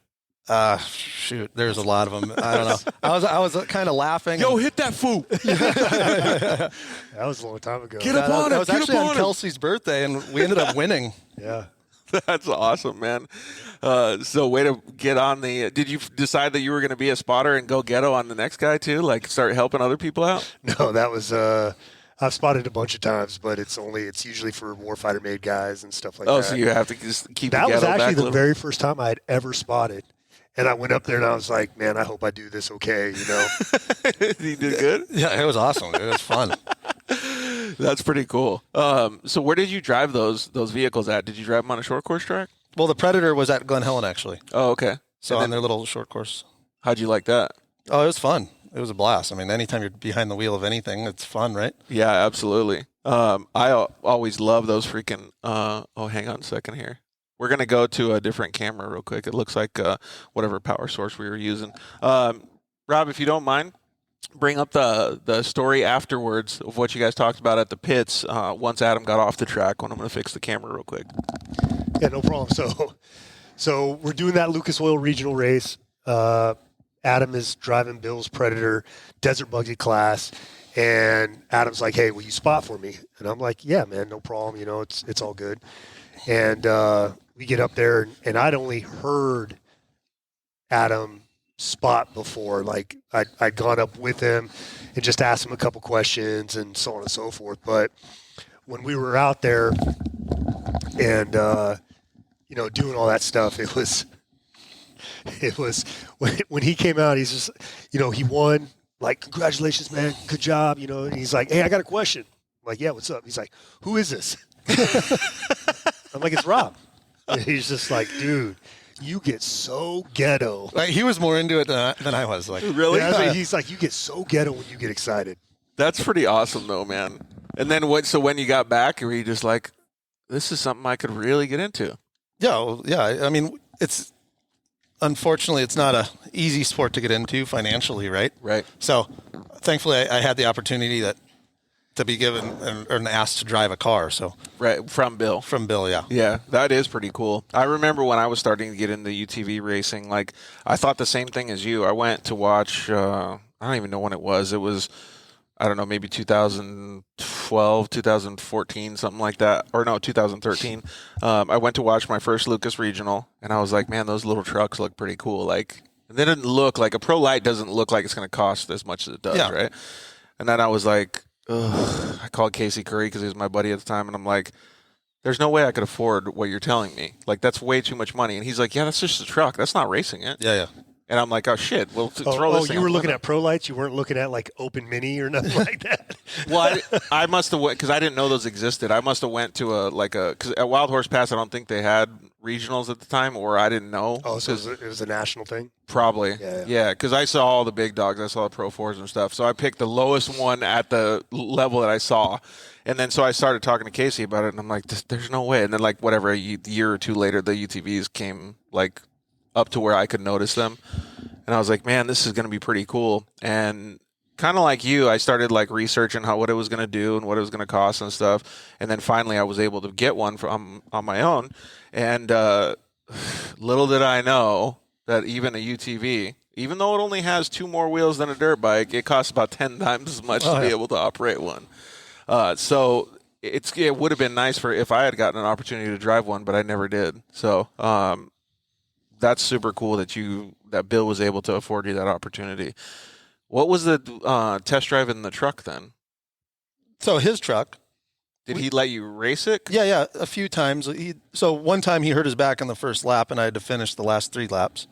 So we did that one, and then numerous times. I mean, I think people and drivers, especially not on a like athlete or professional level, they don't realize the mental demandness of this sport. So they think they can do 400 miles, which they probably can, but 150, 200 miles into it, you're worn out, Yeah. So then he was like, oh, hey, let's just split. Even just driving. the brain focus. Yeah. Like, let alone the physical focus. Yeah, like mentally, and this truck was draining. Like, I think in 1 year we went through 6 motors. Whoa. It was crazy. Because they were Fords. Here we go. Apparently we don't have a Ford guy over here. So going through those 6 motors was one of the ones that, did you blow up one or did he blow up one? No, there was always him. Okay, thank God. I think. So what was the time that you got to actually get out there? What year? That was 2015. 2015-ish. Oh, okay. So it was pretty recently. Yeah, then. yeah. And so did you decide, all right, now I've done short course, now I've done some desert stuff, that I want to go to the desert route? Well, no, I mean, I just liked off-road racing as a whole. It didn't matter if it was, just a sand rail that went to Glamis. I enjoyed working on these vehicles, right? So then I started working on more other customers' cars, and then I actually worked on Ronnie Feist's Pro Light for a couple seasons. I remember that. Yeah, with Rockstar. So Yeah, that must have been pretty cool then. no, it was fun. We went to a lot of races, and he's a super awesome, genuine dude. So Yeah, that is super cool. So you got to get Yeah, how fast was he? he was getting better every race. what a nice guy over here. But yeah, just to afford the Pro Light to get to the track amazes me. So Yeah. we're gonna just give him all of the clout in the world, because that was pretty cool that he was able to do that. Not to take away from what he's done in the off-road scene, but he's also a phenomenal dirt bike racer. Yeah, too. So learning from somebody like him probably helps you, because it's like, okay, this is the way that we need to operate a program if I'm going to get into it. Does that mean that you're steering towards Lucas now, or you're kind of looking towards the desert? It was just, I think, like I said earlier, it was just off-road racing. Yeah, And but as a whole, I mean, didn't have a short favorite? short course was cool, but I still favor desert racing. Yeah, that's what I mean. Yeah, So he you, was all about desert because I was all about short course. Yeah. And we argued about it all the time because I was like, dude, short course, if you wad up, you're getting recovered within 5 minutes. Yeah. And the spectating's better, so on and so forth. that was always what I was fighting against Brian, my crew chief, the one who you love so much, Princess. Yes. Who you love so much. I was always having the same argument with him as well. And I think a lot of the people that are listening to the show or watching the show can vouch for this. Like, those conversations happen in all kinds of different, all the time, because there really are hardcore short course guys and they're hardcore desert guys. Like, Now that I have experience in both of them, like actually driving, see, at the time when I was a short course guy, I hadn't even driven in either. right. But now that I've driven in both, I would still prefer short course just because it's kind of an in and out type thing. Yeah. But Safer, closed course. yeah. But desert racing it's so much. It's fun. Yeah, it really is. I mean, I'm freaking ditching my brother-in-law's wedding to go do the Nora 1000 in April because, first of all, I miss racing. And second of all, the Nora is such a great race. that, yeah, legendary. we're not missing it. So Are you going to go to that race or no? I'm not sure yet. So one of my buddies is racing it in the car that I had the opportunity to drive at the 2020 Baja 1000. So I might have to go down and Help out? help out and eat some tacos. Dude, eat some tacos. So, all right, so we clearly know that you want to go the desert route now. So does it all of a sudden just happen, or what's the next steps that are No, in line? it definitely does not just happen overnight, But working with Ronnie, and that was actually under Ryan Beat's semi. Mm-hmm. So Ryan Beat does a pretty damn good job managing his team, right? Right. Ryan Beat's going to be on the show next week. Right on. So I learned a lot from him, and then I knew all the Rockstar Energy guys, and they did some Razor stuff with us, like track rides or whatnot. Yep. And I got a call from my current team owner, I guess, Andre Lauren, who he was interested in buying a truck. Wow. And Rockstar said, "Oh, call Adam. Like, if you're interested in getting into the sport, give Adam a call." Right. And he's out of Canada, so he actually bought Bill's old I-Beam truck, and which we still have to this day.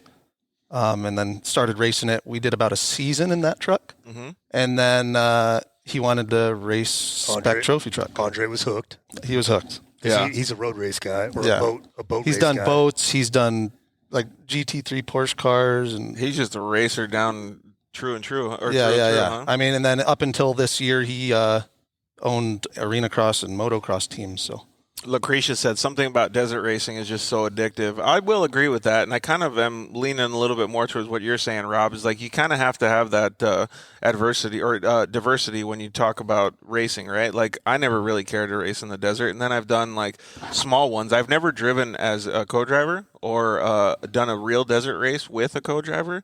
Probably the longest one I've ever done is the UTV World Championship, and I just did that in the RS1 this past year. But I loved it.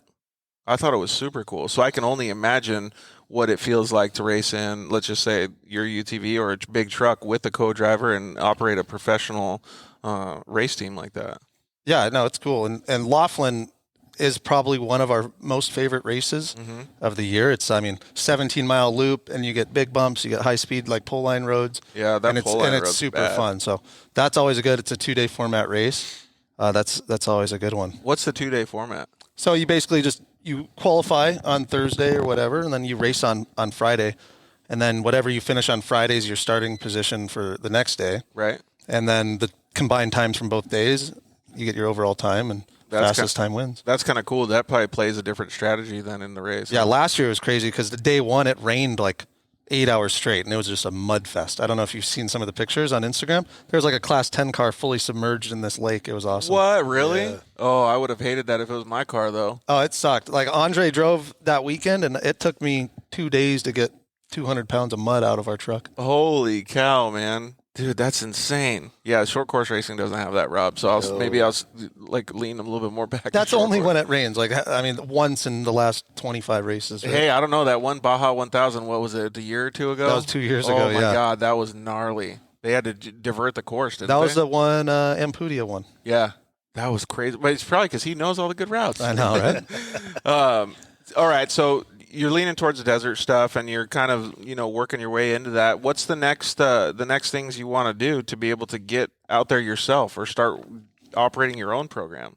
To get like in the car yourself, you just got to show solid work ethic, right? Right. So no different than establishing a relationship with OTSFF and doing the truck, right? So Andre saw my enthusiasm, and I worked on it, and I was prepping the truck, and we built the truck. Drive, yeah. Yeah, and then unfortunately last year, I shouldn't say unfortunately, I should say fortunately last year. For you, yeah. For me, yeah, because of travel restrictions, he couldn't come down. So he handed me the keys to the 6100 truck and goes, "Hey, we need you to race Vegas to Reno." Yeah, because he has obligations to fill with sponsors and things like that. Yeah. So, which was awesome, right? Like, to have an opportunity to get handed a $350,000 truck and race 550 miles. So you'll agree with me when I say this, Rob. They don't just give the keys to somebody to be able to drive it. They probably had, let's just say, as a generic statement, 3 or 4 different names in the hat.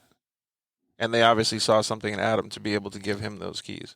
It's a wise decision, though. Think like the person who works on the truck and knows every bolt, nut, and everything about the truck, what better fit to go drive it? First of all, I'll disagree with your statement.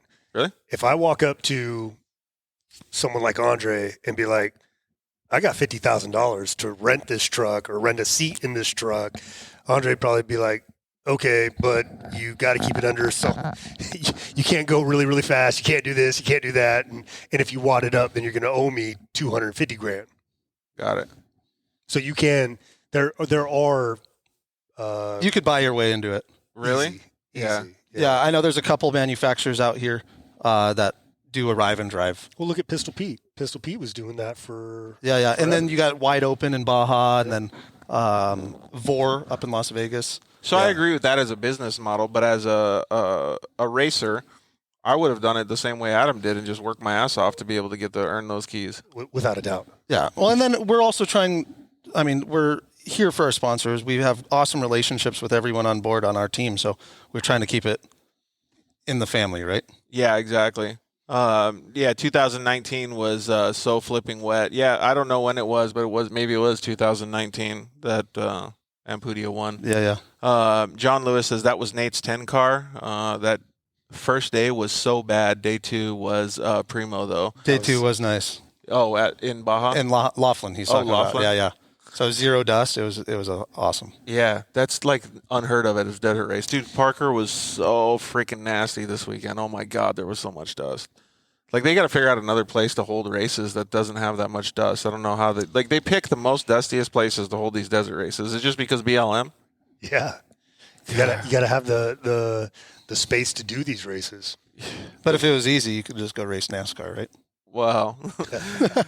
All right, so you get the opportunity to be able to go out and do this. Does that mean that Andre's like, all right, well, if you're going to drive the truck, you got to maintain it. You got to do all these things. Like, you're a one-man team at this point? Like, or how does it work? Well, no. So he still owns the team, right? Like, he owns the team, and we have Brad, our marketing director, and then our sponsors and everyone involved. So I am the crew chief and mechanic and then driver as well. Andre's driver a record. So, for example, like this year at the Mint, he'll drive the first 2 laps, and I'll drive the last lap or whatever. Oh, okay, cool. Yeah, so you guys can share duties now. Yeah. That's pretty cool, man. But like I said before, like, to get the opportunity for him to toss you the keys, you got to feel pretty good about it. No, yeah, it was a blast. And I actually had one of Warfighter Made's guys, Danny Navoa, in the passenger seat with us at Vegas Reno. Yeah, it was fun. Yeah, Danny was on the Warfighter show. I forgot which episode it was, maybe in the 30s or something, but we got to meet him and hang out and talk with him as well. So if you guys haven't got a chance to see Danny's backstory, it's pretty cool. So for you to have him in the seat was pretty special, I'm sure. Yeah, it was a blast. All right, so I'm still amazed that he threw you the keys. Like, any of us, myself included, anybody that's listening or watching the show would love that opportunity. But I got to preface it by saying, again, you don't just get thrown the keys. You have to earn that opportunity. 100%. Put in the work. And you put in work for years to be able to earn that opportunity. So congratulations. Thank you. That's pretty dang cool. Yeah, and it must have helped when you were driving the truck too, because now you can be a even better crew chief because you can understand what happens during the race in the driver's seat, and you can also understand what happens to the truck after when you're working on it and re-prepping it for the next race. Yeah, I think like the Mint 400 2020 was a huge learning curve in that truck. So I've tested it, right? After I prep it, I'll go shake it down, functions test, make sure everything's good. And then I drove the last lap at the Mint last year, and it was so rough. Like, I shouldn't be complaining because Rob did it in a Humvee, but I did 1 lap in a truck with 36 inches of wheel travel, and the next day I could barely move. It felt like I got beat up. What about the guys who were doing class 11? Yeah, that's I can't even fathom what they were doing. Yeah, but class 11 is so rad because your speed is proportionate to your travel. Yeah, exactly. Which is 0. 4 inches on bypasses. That's not bad. Oh, my kidneys hurt just thinking about it. John says, "Ouch, NASCAR shot." That's my employer. Hey, John. So it's kind of like an inside joke with off-roaders saying that NASCAR is easy because we all know racing is not easy no matter what. No. I actually watched Daytona, the road course, yesterday. Yeah, and it's awesome. And then I had the opportunity to go do like the Tom Petty or the Richard Petty deal in Vegas, and going 183 miles an hour in a car is unbelievable. Yeah, it's crazy when you go that fast how much different it is, right? Well, like you come out of turn 1 and you're like on the bank, but you're just sliding up towards the wall. Yeah. And you're just like, oh, it's pretty sketchy. Yeah. So, shout out to NASCAR, John. Have you ever got to drive in something like that? You did Bondurant, right? Yeah, I've done Bondurant a couple times. I've done Fontana in my Hellcat on track days. So how was that in a street car? That's a sore subject. It's good. Yeah, but I don't want to talk about it. No, it's good, but that wasn't his mistake. No, but turns like coming across the start finish, turns 1 and 2 on the bank. I'm only doing like 105 miles an hour, and you feel the steering wheel go light, and then you realize that you have to drive this thing home. So it's kind of like, I think 105 is good enough for me right here. That's funny. Did I ever tell you guys about the time? It was the Indy Motorsports Park. It's kind of down south of southern Arizona, and they had a track day. They got guys with all kinds of built cars, right? Like built, Corvettes, like just gnarly cars. I mean, we're talking a couple $100,000 cars. We go to Enterprise Rent-A-Car, rent a V6 Fleet Mustang, and go out there and are just killing it on the course. Like, the tires are screeching the whole time. We never shut down on the throttle, and we're just like jumping the road curbs and stuff. I mean, we were getting like full motocross nasty out there, and we had one of the faster laps that weekend. That is rad. So another organization that we work with, Vet Motorsports, Veteran Empowerment through Motorsports, they basically do the road racing version of what Warfighter Made does in off-road. Oh, like adrenaline therapy road racing. Adrenaline therapy with SCCA parking lot, cone races, autocross, and stuff like that. And a lot of times what they'll do is they'll bring a group of vets out to this SCCA autocross event. They'll go rent a car or two, bring it over, painter's tape on the doors for, numbers and whatnot. And in that instance, it's all about you're against yourself. It's you against your time. And whether you're in a Toyota Tercel or a freaking Corvette or whatever the case, it's still fun as can be. Would you ever like to try that, or you just want to stick to dirt? I'll drive anything. True statement of a racer. That's why you don't buy rental cars, right? Yeah, Even if you're not into racing and you rent a car, you're doing some e-slides. Yeah, exactly. No matter what it is. How many times did you go to the motocross track with a rental car and just beat the crap out of it? Don't buy a rental car. You don't buy a rental car. Fun fact. Don't buy a rental car. Fun fact. Yeah, I'm bummed out on the new cars, though. I actually was in Missouri last year for the short course race, and I rented. They had like 2 options. And there was like a little car or like a Dodge Grand Caravan. Yeah. I was like, well, shoot, I'm going to get the Caravan. I got all the room, right? Yeah. But it's a push-button e-brake. Oh. It doesn't work when you're moving. It sucks. That's total fail. And you probably can't turn off traction control and all that. No, but we tried. You can do reverse donuts. CIA slides. Yeah. Oh, man, I feel bad for rental car companies when we bring them back. I brought one back. It was a Dodge. What's the SUV? Dodge Durango, I think it is. Yeah. I brought it back. I got the insurance, of course. I brought it back. It had 2 flat tires. It had a broken front windshield. It didn't have the rear windshield anymore, or the rear shield anymore. And one of the mirrors was busted off. And the guy goes, "What happened?" And I go, "I don't know. Somebody crashed into me." And I gave him the keys and left. I mean, what are they going to do if you get the insurance, right? So when renting a rental car, always get the insurance. Fun fact. Fun fact. Oh, man. All right. Well, enough about rental cars. So really the opportunities are just kind of lining themselves up. And they don't just happen to anybody. And when I mean that, hard work is always the equation, right? You always have to put in the work to reap the rewards. My mom used to always tell us great efforts lead to great rewards. And I think that statement holds true, especially in your case, because you're putting in so much effort for a team that you're now one of the leaders of the team. Yeah, I mean, it's just like anything, right? Like the harder you work, you're going to earn more. Right. So, I mean, there's times I'm in the garage for 16 hours a day just getting the car ready, and it pays off. Like 2019, we finished every single race in the top 10 and ended up 4th place in points, best in the desert. That's awesome. And that was like our first full season, right? So that right there was a huge for us. And then that translates into job security for him, because now his employer is pumped right. that, they're doing so well.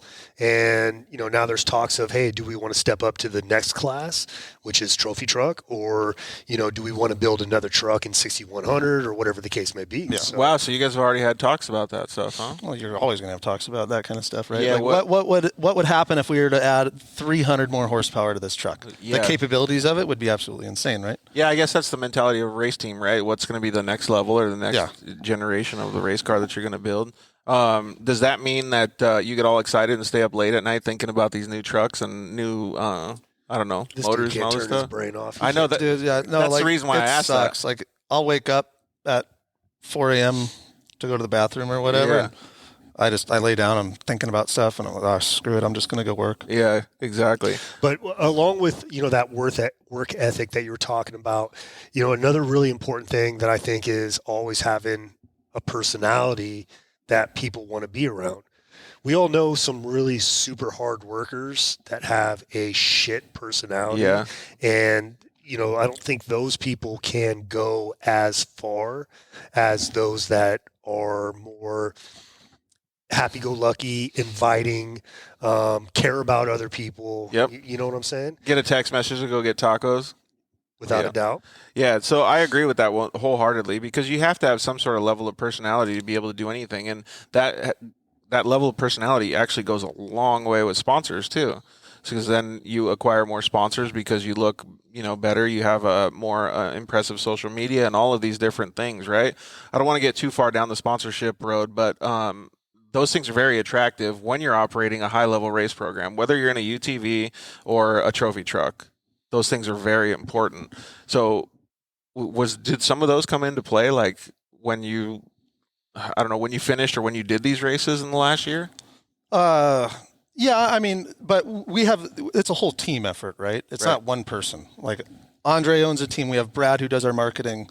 I work and manage and crew chief and organize getting the truck to the races. And them getting to the checkered flag as well, right? So I think it's a whole team effort, and there's a lot of people that do a lot of things. So I think if everyone's meshing really well and you don't have that shit attitude or whatever, you succeed. Never throw your helmet. Yeah, I agree. Well, I still think it's super cool that Andre gave you the keys, first of all, but I think you got to be like one of those guys, right? Like there's been I'll use it in motocross language or motocross terms.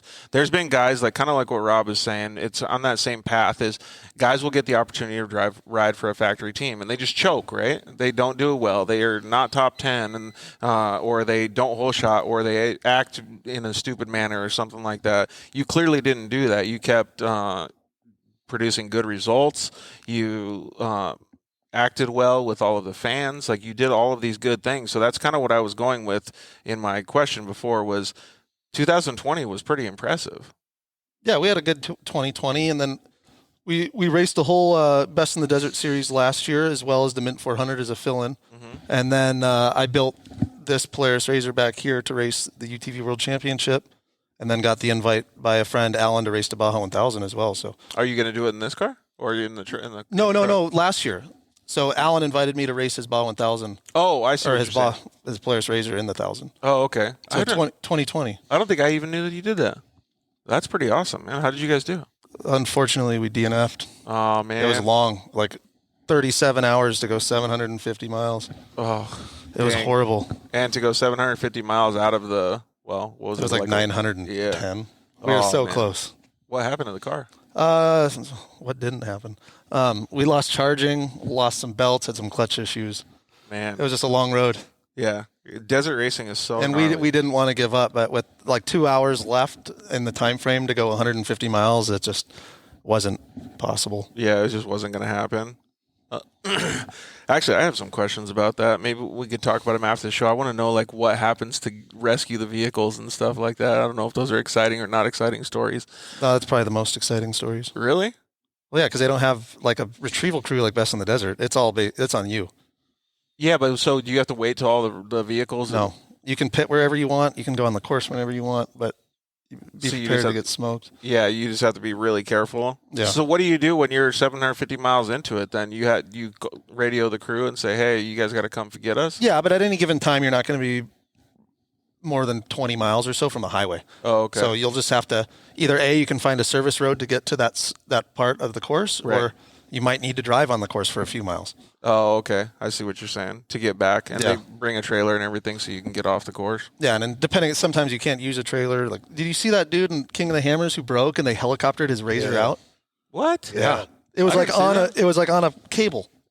What, really? Yeah. He had a Huey come out there and retrieve his RZR. Because it was too deep for anybody to get to. What was he talking about? He was going to set it on fire because he didn't. I mean, it wasn't. He couldn't drive it out, but he didn't want it to get, stripped. And I feel like getting a Huey to go out there and pull it out is more expensive than. That's probably a couple grand. Yeah. But when you got a couple grand and just a roll cage, wheels and tires. Not to mention, like, he went viral that day. Yeah, that's true. So it's good. It's a good stunt. Like, I'm going to freaking do that one day. That's pretty Not good. break, though. I'll just fly in. Yeah, exactly. Come hang out. You should just offer the services, fly in, and then pick all the people's cars that are busted. Imagine having a helicopter drop off a RZR at staging. Oh, my God. That would be crazy. Just come in. That would go viral as well, right?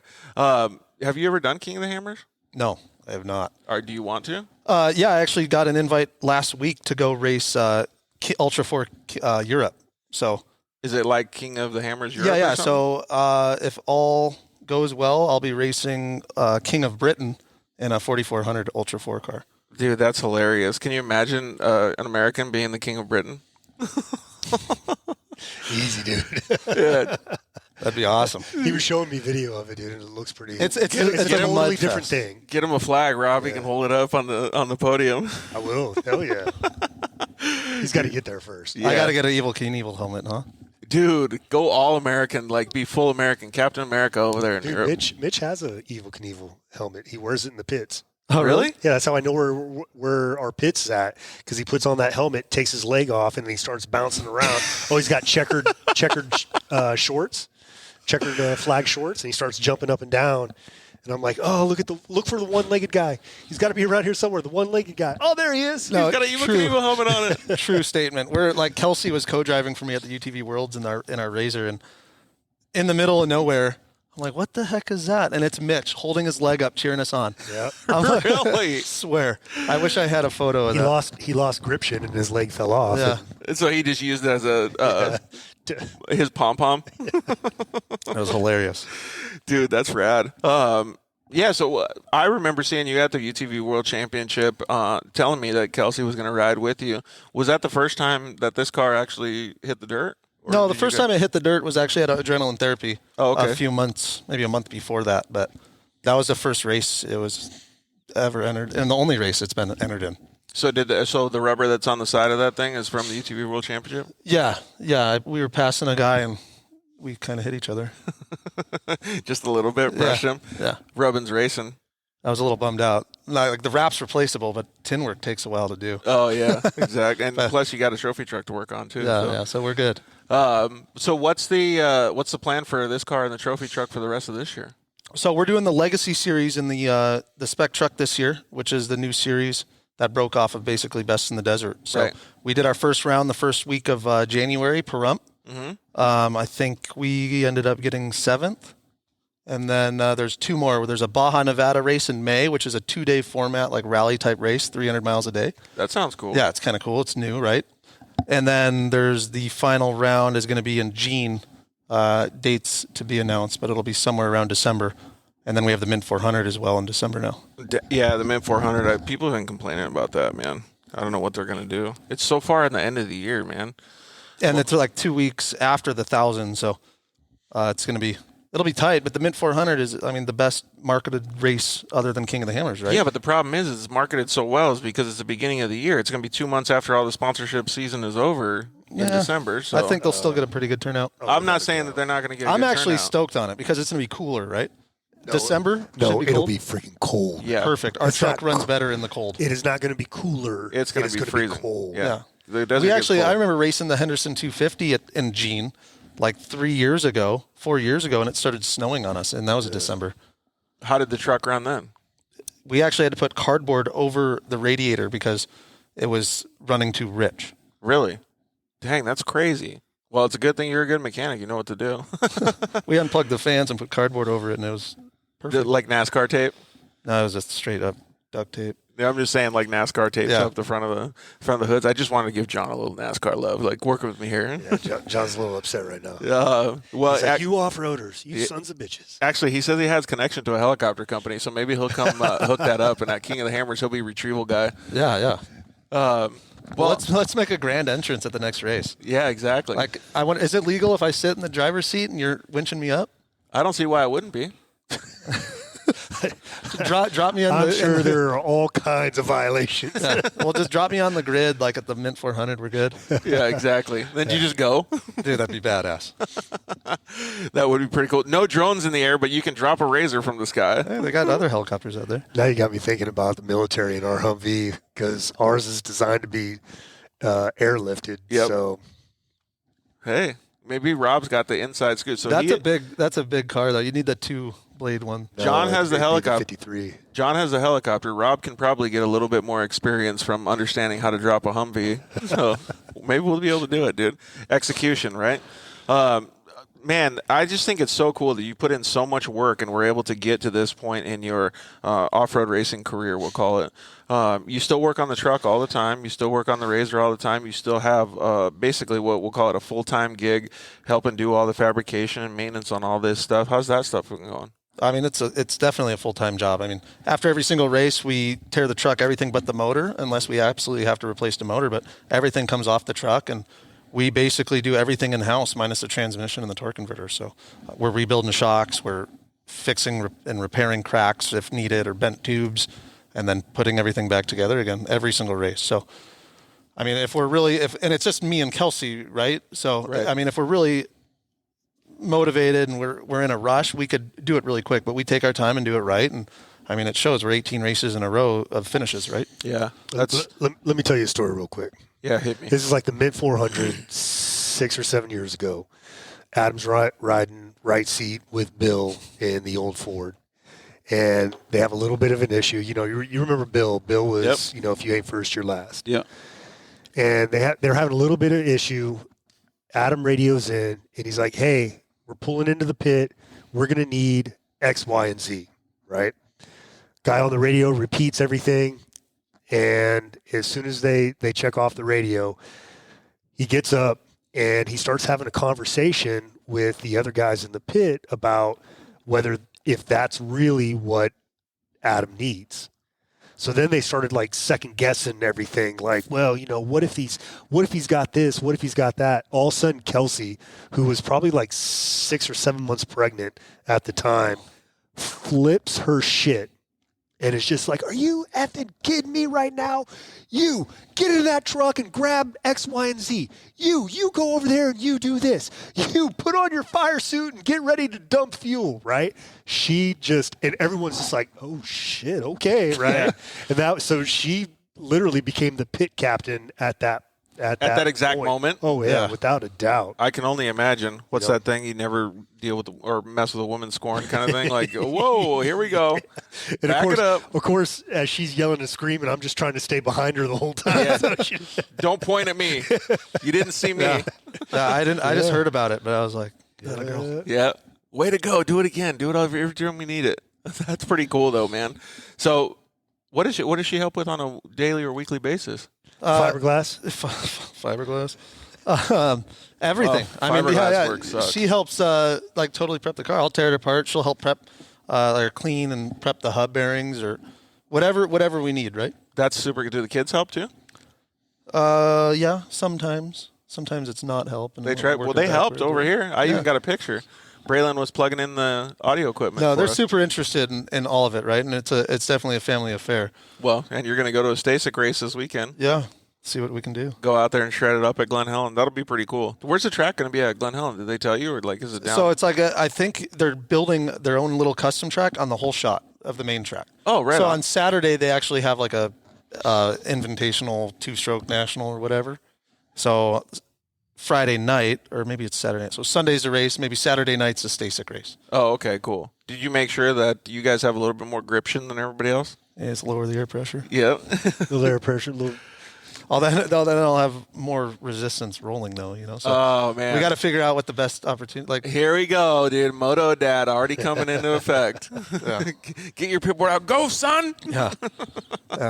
Can't even read yet, but I'm still going to write on it. Yep. I do think that's going to be pretty cool, man, because you've done so well, in my opinion, that during your off-road racing prowess in your career, you put in so much hard work. To be able to pass those things down to your son is going to be pretty awesome, man. Yeah, no, definitely. Like, as any kid, especially like what Rob was saying earlier, there's so many electronics that deter kids from working hard, right? So, and it's inevitable. It's going to happen to our kids as well. But if we can show them that hard work and motivation gets you places, that's what we're going to do. Like my mom and dad did it to me. Yeah. Like if I didn't have good grades, I wasn't racing moto. Absolutely. So. Well, I know your kids already wanted to help because we saw today when we were setting up over here for the show that they wanted to get in and see and look at the inner workings of the system and how everything was going. So it's pretty cool to be able to see that. And you're obviously showing them, you and Kelsey are showing them what hard work and stuff does pay off because you can see it in their everyday life. A couple of things that I wanted to ask, first of all, was as a team, you have, you said you have your marketing guy, you have Andre, you have yourself. What are the crucial pieces of the puzzle, like to be able to operate a professional race team that you guys live day to day? So OTSFF is also a sports marketing group, and we tell everyone the same thing. And Brad came up with this slogan, but we're a marketing team, right? Mm-hmm. And then second, we're a race team. Got it. So winning races is awesome, but you have to win off the track as well to be successful, especially for your partners and everyone else involved. So we all work full time. Like Andre's business, and him and his wife own, and it provides for our race team. So they're doing that when behind the scenes, Brad and I are getting everything else lined up and going. Going out searching for sponsors just like every race team does, making sure that the vehicle's prepped just like every race team is, making sure that it has as much gription as possible like every other race team has. It's really, honestly, man, it's impressive to see.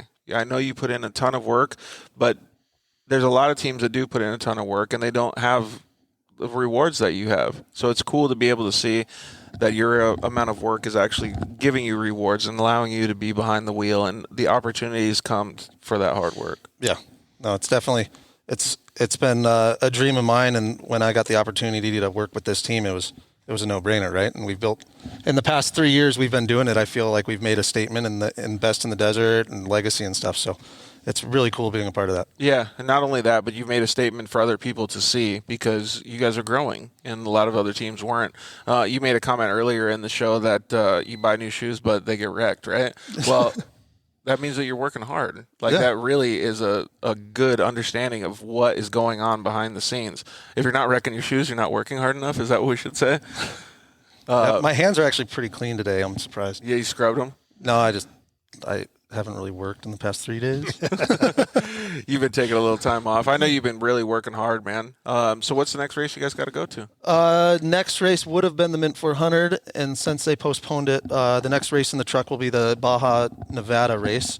And then the next race for this is not necessarily a race at all. We're actually going for a land speed record in Bonneville. No way. So we have a tranny getting built and a motor getting built right now. So we're trying to hit 150 miles an hour in this car. In a UTV? Wow, that's phenomenal, dude. I know that. I forgot. And Kelsey's going to be driving it, I think. Because Really? I don't know if I can personally do that. Go that fast? Yeah. Dude, that's crazy. So Z Brothers is making us custom shocks. The thing's going to be slammed to the ground, and new suspension, which we'll probably have this week. And then, we'll slam it to the ground. And I'm actually going to Pomona next week, and we're meeting with the president of SCCA, who owns Bonneville, the sanction body, and he's going to come and tech this whole car for us and everything. And make sure it's like safe to do? Yeah. Wow, So that's super cool. We just signed that contract with Bonneville. You got to get special tires and stuff, or is you just going to use the same type of setup that you have here? No, we have to have, at minimum, a Z-rated tire for speed. So okay. We're going up to Pomona, and this guy that we were introduced to races a car that goes like 370 miles an hour or something. Really? So they're going to tech it and everything, because I don't want to show up looking like an idiot. Like Right. we want everything to run smoothly. You got to change this. You got to change that. Yeah, so we have like a 43% overdrive gear going in the tranny. How long does it take to get up to speed with that? They said we'll probably need a push, otherwise we're going to blow belts. Yeah, I can only imagine. But we have 8 miles. You have 8 miles to get up to speed and then slow down. I feel like, dude, 8 miles is kind of short for getting that going that fast, no? To me, that feels like long, because I'm like, you're on Rockets, dry lake bed, and Mint 400, right? Yeah. And it's like 3 miles long, and it just feels like forever. Because you're just wooded. Wooded. And you're like, is the motor going to blow up? Yeah, I guess that's a good point. Dang, that's super cool, man, that you're being able to do that. I don't remember what the statement was that some of the UTV teams, I think it might have been the Serapis guys, but somebody I had heard through the grapevine or talking in the pits that one of the UTVs had reached somewhere around 120 or 130 miles an hour.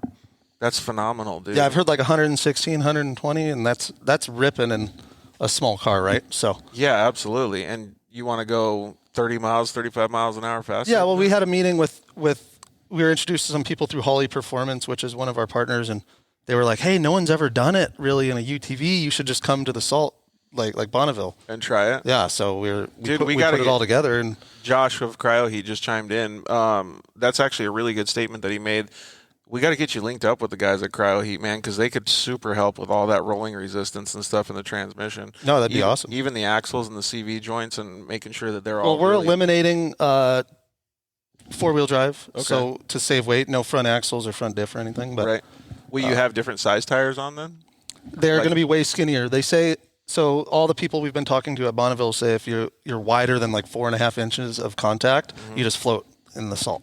Because there's like a crusty layer and then it's soft underneath. So it needs to actually be like digging Yeah, in. it's like they're like streamliner tires. Basically, the front tires on a top fuel car will be all four corners. Dang, soapbox racing, dude. That's crazy. That's going to be so awesome to do that. Not only is it going to be awesome, but that's a huge marketing deal. Just thinking outside of the box. So, dude, fully. Well, I'm rooting for you, and Kelsey too, man. That'll be pretty cool to see her go do that. Well, she's got like 120 pounds on me. That's got to be what, 4 miles an hour? Exactly. You could lower the seat down a little bit, get her a little closer. Well, no, we got to put one of those containment seats. So Oh, so it's PRP gotta be has a their little new different. Alpha or Bravo that's FIA approved, and as long as it's FIA, we're good to go. So. Dude, that's going to be so awesome, man. I think that's cool to be able to, like you said, think outside the box and go for something like that. What about the all the racing that you're going to be doing this year? Like, you got plans for this other than that? Well, yeah, like I said, the Legacy Series in the truck along with the Mint 400. Then we'll do Baja. I'll probably end up doing the Baja 1000 again this year. In the truck? No, we'll probably do that in a RZR. Okay. Not this one, though. Not this one. This one will go Bonneville, UTV World Championship, Mint 400. That's cool. Are you going to give Kelsey a chance to drive in the UTV World Championship? Maybe. She actually drove it the other day for this film, so they hooked up cameras on the back of the RZR, and I was following the RZR cool. in the trophy truck, and she, I would need to move the seat forward about 6 inches. Did she like it, though? She said she was scared. Like, she's hearing like a growling V8 right behind her. She can hear the spec truck behind her the whole time. She's like, dude, I look in the mirror and all I see is a skid plate. Like, yeah, because you were trying to get the shot. Yeah. Yeah. Oh, you don't want to run over your wife, dude. I wasn't that close. I'm sure she thought in the mirror that you were a little bit closer. Adam had the sirens going and everything, trying to make a pass. That was right before he I was like, damn. Right. And then Kelsey outdrove him and he freaking tipped threw it over. on its side. You're not allowed to nerf anything with a blue flashing light, I guess. So. So I actually heard a whole bunch of people this weekend were so pissed off because nobody would get out of the way. So I think UTV racing is getting pretty serious when these guys are staying in front of the guys that are faster than them. So either people aren't learning or they're just really serious about going as fast as they possibly can in their UTVs. So And we have the push to pass nowadays too, but yeah, they have people don't use it all the time. So 90% of the guys that came up to me and told me said we would push to pass, and the guy in front would go faster and then go slower, go faster and go slower. It's just like on the freeway when you go to pass somebody that's cruising in the left lane. And they gas it. And as soon as you start coming up alongside of them, they take off again. It's the exact same thing. Yeah, it really is. And if I was in that position, clearly I would be pissed off, right? The guy's not getting out of the way. But I took it, every single person that said that, I took it as UTV racing is getting more serious and there's more cars out on the track. So that's all good stuff for the racing organizations. So, man, that's going to be super cool to see you do all these different things over the next year or so. And you're going to be able to be in the seat a little bit, or is Andre going to come down and share the duties with you? Yeah. So as long as Andre can get down with the travel bans and restrictions from Canada, he'll be racing. But we're going to split up a lot of the races this year. Like, we'll split up the RZR at the Mint. We'll split up the truck at the Mint. That's cool, man. And get some opportunities to be able to drive too. Drive both of them, yeah. Right on. Are you going to be able to spend some time in the passenger seat then, if you don't get to drive? Or? No, I don't like the passenger seat. Our buddy Kerry King does that. So you and Rob are both not fans of the passenger seat. I probably learned it from him. I still would like to. It's just tough not being in control, you know. Yeah, I don't mind it. Like, I don't really care. I just don't like staring at the navigation. I don't mind that. It's just like if you roll, it's like, oh man, on yourself, right? If someone else rolls, you're just like, oh. For me, you have a total different feel not holding on to the wheel. You know, your seat of the pants feel is way different. Oh, I agree with that. So when you start flying into a corner and, you know, sitting right seat, you're kind of like, what, you know? And if you're holding on to the steering wheel, you can feel the input the car's giving back to you. So I don't know. I just don't like that feeling on the right side. So instead of a grab handle, I'll put a quick disconnect steering wheel. Yeah, exactly. So Rob can feel it. Yeah. Josh over at Crowley said we have all the goods for a two-wheel drive convention. I think he's meant conversion. Yeah. And we can remove over 16 pounds. That's pretty good, man. Oh, that's amazing. And obviously it's balanced too. But so we'll have to get you hooked up with those guys over at Cryo Heat. I don't mind actually being in the passenger seat though. But the only time I was in the passenger seat, we lasted about 3 miles at the Silver State 300, and the thing freaking exploded in flames. So we got out pretty quick. Yeah. Well, I tell you what, George, we have 4 seats in the Humvee, and you can jump in the back. Going the way back. We'll put yeah. And it's a diesel, so it technically shouldn't catch on fire. Right. You know, there's no combustion there. Hey, I didn't say I like sitting in the back. I just said like sitting, and I don't mind sitting. Oh, no, that's comfortable though. So there's limits. Yeah, PRP seats throughout. We got the Fox Rod Hall suspension in this thing. It thing does look pretty cool. So let me switch the camera so you can see this Humvee over here. Where'd you say that thing's gonna go? We're gonna debut it at the Nora Mexican 1000 in April. That's gonna be sweet, man.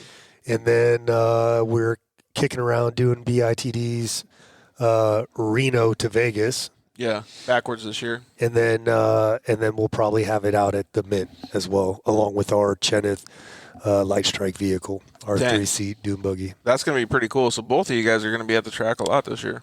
Yeah. It's always the plan, right?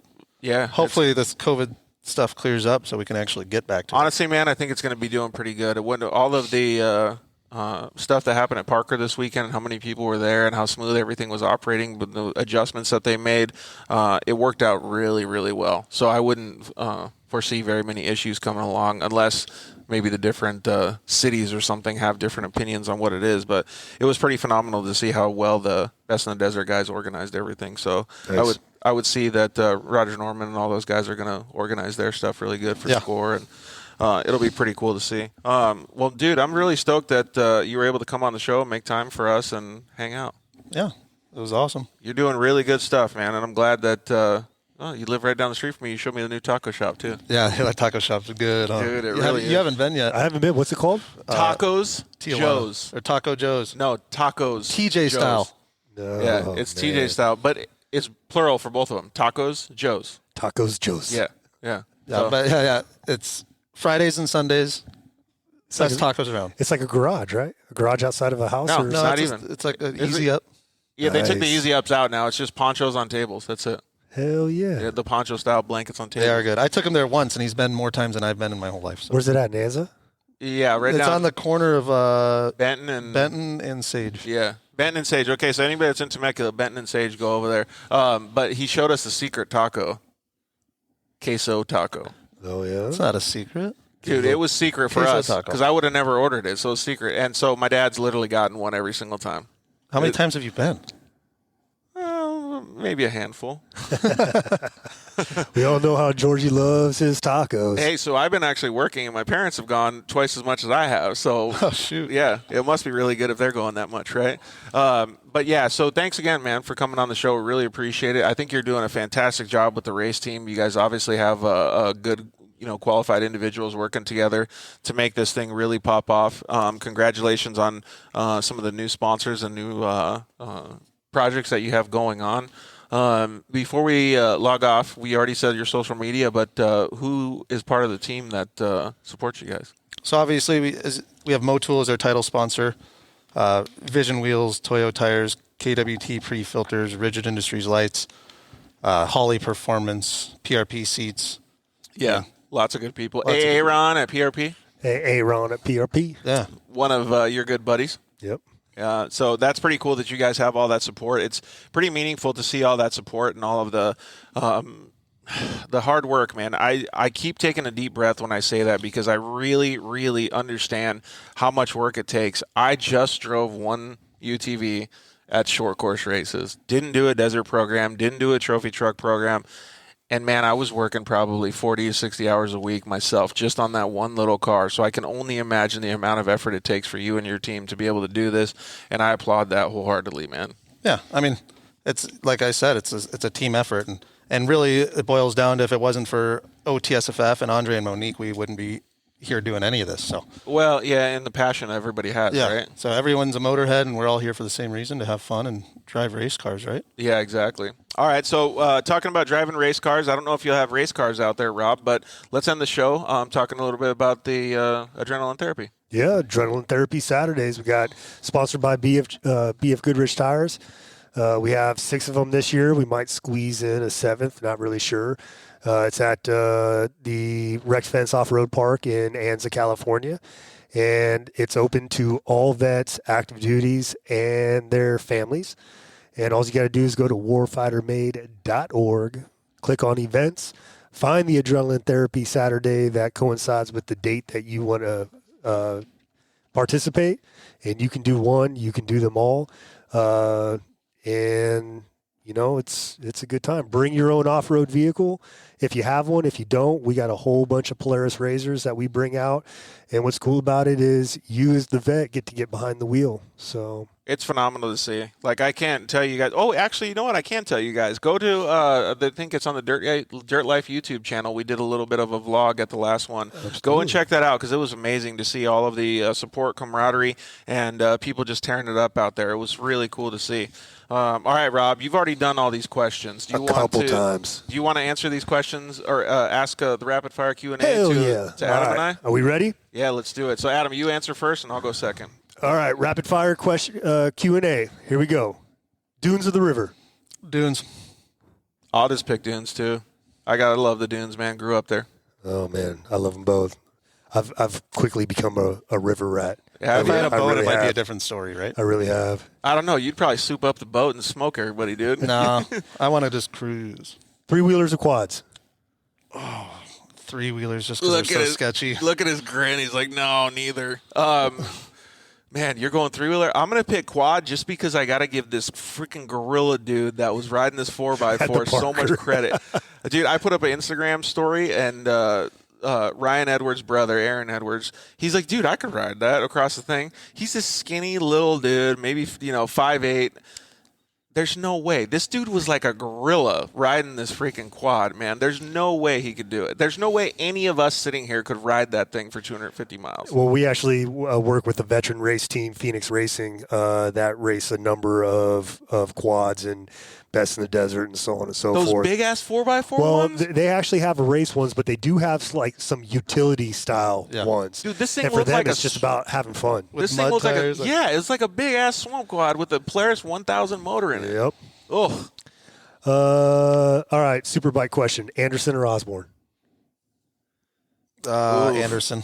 You're going Anderson? I'm kind of feeling the Anderson train too. So, all right, let's get Jason. We'll send him positive vibes to go out there and kill it this coming race. Little Smokies or pizza rolls? Pizza rolls. I know you love Little Smokies. You love little wieners in your mouth. Yeah, I'm going Little Smokies. I'll take that. Wieners in the mouth for Georgie. Yep. Coffee or tea? Coffee. Coffee? I'm going tea all day. Fun fact, never had a sip of coffee my whole life. Not even tasted it. Never even ate a steak. That's weird. Yep. Favorite soda? Oh, Mountain Dew. Red Alert. That's you, dude. Dude, I've heard I'm like a Coca-Cola guy. I heard one girl at the hospital when I was there last time answered that question as Cactus Cooler. That's like next. Cactus Cooler is pretty good. Yeah. I'm going orange soda all day. No, the Coca-Cola with like a good cheeseburger, you can't go wrong. Okay, right on. Dude, true American. He's going to be wearing that flag over there in Europe, dude. With Mitch's freaking Evil Knievel helmet. Yeah. If you could have one superpower, what would it be? Invisible, flying. There's so many. I think it X-ray just vision? like the power to not get old. Ooh. You need the fountain of youth. My superpower is going to be to heal everybody else. Now, what if that superpower is that you have to take their Issue. I have enough issues. I'll take them all. I'm going to go out and help everybody, man. What's one more for Georgie? Yeah. I'm going to go out and help everybody. That's what I'm going to do. Uggs or Crocs? Well, I don't have any of you. I don't have any of those. You liar, dude. You come showing up some days in freaking board shorts and Uggs. Don't This lie. is like No, they're flip-flops. your little apple bottom jeans. I mean, chanclas. your boots with the fur. if I don't know, I guess Uggs. Dude, gun to my head, I'm at this is like the worst question on the planet for me. Gun to my head, I'm asking to pull the trigger. Like I hate Uggs and I hate Crocs all the way. So I've never worn Uggs, but Kelsey does, and they look comfortable, I guess, when it's cold. All right, I'll just go with that because I'm gonna have to roll the gay train. I don't know what else to do, man. I hate that question so much. Most memorable race? They're all memorable. Any on moto? My most memorable race was on an 80 at Glen Helen. Fell down the first turn, caught back up, and almost won the race at the end. I'm going to say the UTV Worlds this year just because Kelsey was in the passenger seat and then starting 28th and finishing top 5 was pretty awesome. You know? That must have been pretty cool. I think that was cool. My most memorable off-road race was also the UTV World Championship last year. And thank you very much, Rob, for honoring me with the Perseverance Award. That was really cool, man. That's not an honor. That's that you earned that, brother. Well, So. I appreciated that, man. It still almost gets me teared up thinking about that race. It was awesome. Favorite flavor of ice cream? Birthday cake. That shit's good. Hey, honestly, I'm going to go with Kelsey was like in my brain. Like if I could have sugar, cookies and cream all day. Oh. Dogs or cats? Hey, Dogs. wait, hold on. I was about to speak. Like, what's your favorite flavor of ice cream? Rob. Strawberry rendezvous, baby. I just had to get it on the show. I got one sitting over there on the table that I can't wait to get to. I just had to have you say it. That's all we need. I got to cut the clip somehow. Yeah, Cold Stone. Cold Stone. Strawberry rendezvous. Yep. Little chunks of strawberry and banana. We're going to have to get you a Warfighter Cold Stone sponsorship. White chocolate chips. Oh, man. Strawberry ice cream? Come on, man. Look at him sell it. It's the business. Oh, dogs or cats? Dogs. Bobby's going to come into your house and Slit my throat. Pee on your pillow tonight. Dogs all day. Netflix or YouTube? Netflix. YouTube all day again. You're really going the exact opposite. Are you going the opposite just because? Or No. Okay. Yeah, we're just going off what we think. Burrito or taco? Taco. I've seen you stuff some burritos in your face, though. Yeah, but I like the taco. Yeah, and I don't even think I need to answer that one. No, you don't. Supercross or motocross? Supercross. Even though you race motocross? Yeah, but Supercross is, the energy in the stadium, like A1, for example, is probably the coolest race of the year. Oh, are you talking about being spectator, or are you talking about actually racing? It'd be motocross if it was racing. Okay. But I think from the outside in, if I had to choose one or the other, I'm going with that Supercross. exact same answer. Yeah, like motocross, like for the racing thing, but Supercross for spectator. So when you asked this question, Supercross or motocross, when you envisioned it, what was it as you're Racing. actually getting to race it? Yeah, you're racing. Oh, I envisioned it as my. What would you watch? Like Yeah. Netflix or YouTube? Yeah, I could see where you could get that trick confused. question. Yeah, Yeah. it's all right though. But some people still like watching watching motocross too. So What other form of racing would you like to try? Formula One. Nice, didn't you? Oh, boy, you're right up George's alley right there. yeah, That is so impressive. It really is. Like I always say it on the show, like I don't even care about racing the formula. I just like to sit and watch the engineering portions of it and all of the back production of it. But if I'm going to pick what form of racing I would like to try, it'd probably be monster trucks. Right? Oh, yeah, monster trucks. Yeah. Dakota would be pumped. Megalodon. Yeah, absolutely. Or the dog with the ears. That one's so funny. No, but the only reason I have to pick monster trucks is because I always give so many people shit about it. So I just pick it just to go do it. I still want to get Todd LeDuc on the show, man. Yeah. He's insane. What the heck does it feel like on your back when you launch a monster truck 200 feet? Like, And you're 60 feet in the air. and you land flat. It's like literally going to full flat. Like, I don't understand how that, like. And then you bounce again for another 100 feet. Yeah. Ugh, I wonder if he's got a little preemptive, like, right before he hits. something, dude. Or if he's just like, forget it. I don't know. He must have the strongest core and back muscles anybody's ever had in their life. That's probably what his whole workout routine's all about. Yep. Chips and guacamole or fries and ketchup? Fries. No way. Dude, you're like the only person that's ever answered that question. Yeah, I like French fries. there's one person, so then you can be best buds with that guy. I'm going guac all day. French fries. Who's the other guy? I think it might have been Steve Westfall. Oh. I think it might have been him. Well, Steve and I are going to go to In-N-Out and get fries, I guess. Rob, you're going to take guac. Me and you can go hang Without out. a doubt. Yeah. Well, thank you guys. First of all, thank you very much, Adam. If you guys missed it, what was the team's Instagram again? Because I know yours. So it's OTSFF _ off-road. Right, and then yours is at Adam Fitza, Fitza 27 on Instagram. You guys always check out the guys at Warfighter at Warfighter Made and check out all the fun stuff that they have going on. I really do suggest you listen to Rob and go out to one of their adrenaline therapy Saturdays. They're phenomenal. You get to basically you can go on a short course track and ride your UTV. It's really, really cool, and the vibe out there was phenomenal last time when I was out there, and I imagine it's the same way every time. It's always like that, you know? Yeah. It's super cool to see all those people happy. And didn't you say they did something for the little kids too, so that the kids have a little place to go? Yeah. Well, right now, that if like you personally have a 170 or an off-road machine for your kids, bring it out. They have a little course for them. Just got to make sure that you're watching your kids while you're out there, doing that stuff. Maybe eventually I can talk Polaris into, kicking us a 170 or if anybody out there has a 170 that they were looking to sell, but they want to donate it to Warfighter Made. There you go. We're going to be putting some kids. We're going to introduce them to the dirt life. Yeah, that's awesome, man. So definitely go check it out. It's really, and Kelsey said happy 33rd birthday to Adam this Saturday. So the 27th. That's why you were number 27. I don't believe in birthday weeks. Okay. Your birthday is Saturday. Yeah, this is chill out, Monday. Kelsey. Chill out Come here. on, Chill Kels. That is this week, though. He said so. He believes in birthday weeks over here. This guy. Oh yeah. Well, happy early birthday, dude. Thank you. Thank you very much for coming on the show. We really wish both of you guys luck when you go do the Salt Flats. That's going to be pretty cool. So I can't wait to see what comes out of that. Are you guys going to do media and things like that when you're out there? Yeah. We're actually probably going to go to there's a El Mirage. El Mirage. Yeah, for some testing and video as well. So. Oh, right on. So the same people that came from Europe to video us last week are probably going to do another little docu-series on that. I need to link you up with Tony Bartle, who's a fan of the show. He's a veteran, and he also does some some salt flat stuff. Oh, wait, shoot. I almost forgot. We got to do the Honda Off-Road giveaway so we can give away some of the swag. Thank goodness I just remembered, man, because we're towards the end of the show.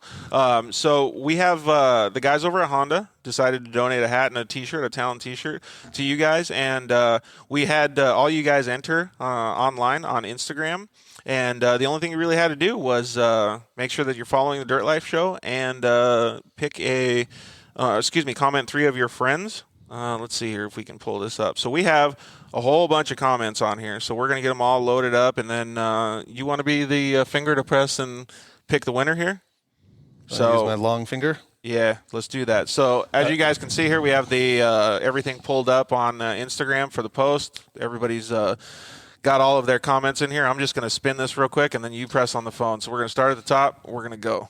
There we go. So you got, what does it say? Oh, Mill963, Millie963. So that's a Craig Mill. So he actually does follow Dirt Life Show, and he's an avid Honda person too. So that's perfect. So all right, Craig. Well, you win, dude. Congratulations. We'll have those Honda Off-Road guys send you over the swag pack as soon as they can. Again, congratulations. It's awesome. So we're going to have some more contests coming up. I know that we have a contest with some of those really prestigious Dirt Life hats that Billy Slade is going to get, I think, next week maybe, and you guys have the opportunity to win one of those bad boys. So, again, thank you very much, Adam, for coming over and doing all this stuff, and thank you both very much for helping all of us move to Temecula. It's pretty awesome since we've been here, showing us the ropes, showing us the places, taco shops, ice cream, taco shops. The off-road community is just one hell of awesome. It's community. good to have you and your parents here, man. Yeah, it really is. It's cool to be here. So thank you guys very much for joining us tonight. We really appreciate it. We wish Adam and his family luck. We wish Rob luck this Saturday with all of the stuff he has going on with adrenaline therapy. We will see you guys next week with Ryan Beat. He's going to be our featured guest. And, yeah, that's about it. We will see you guys next week. Good night. Thanks for listening to The Dirt Life Show.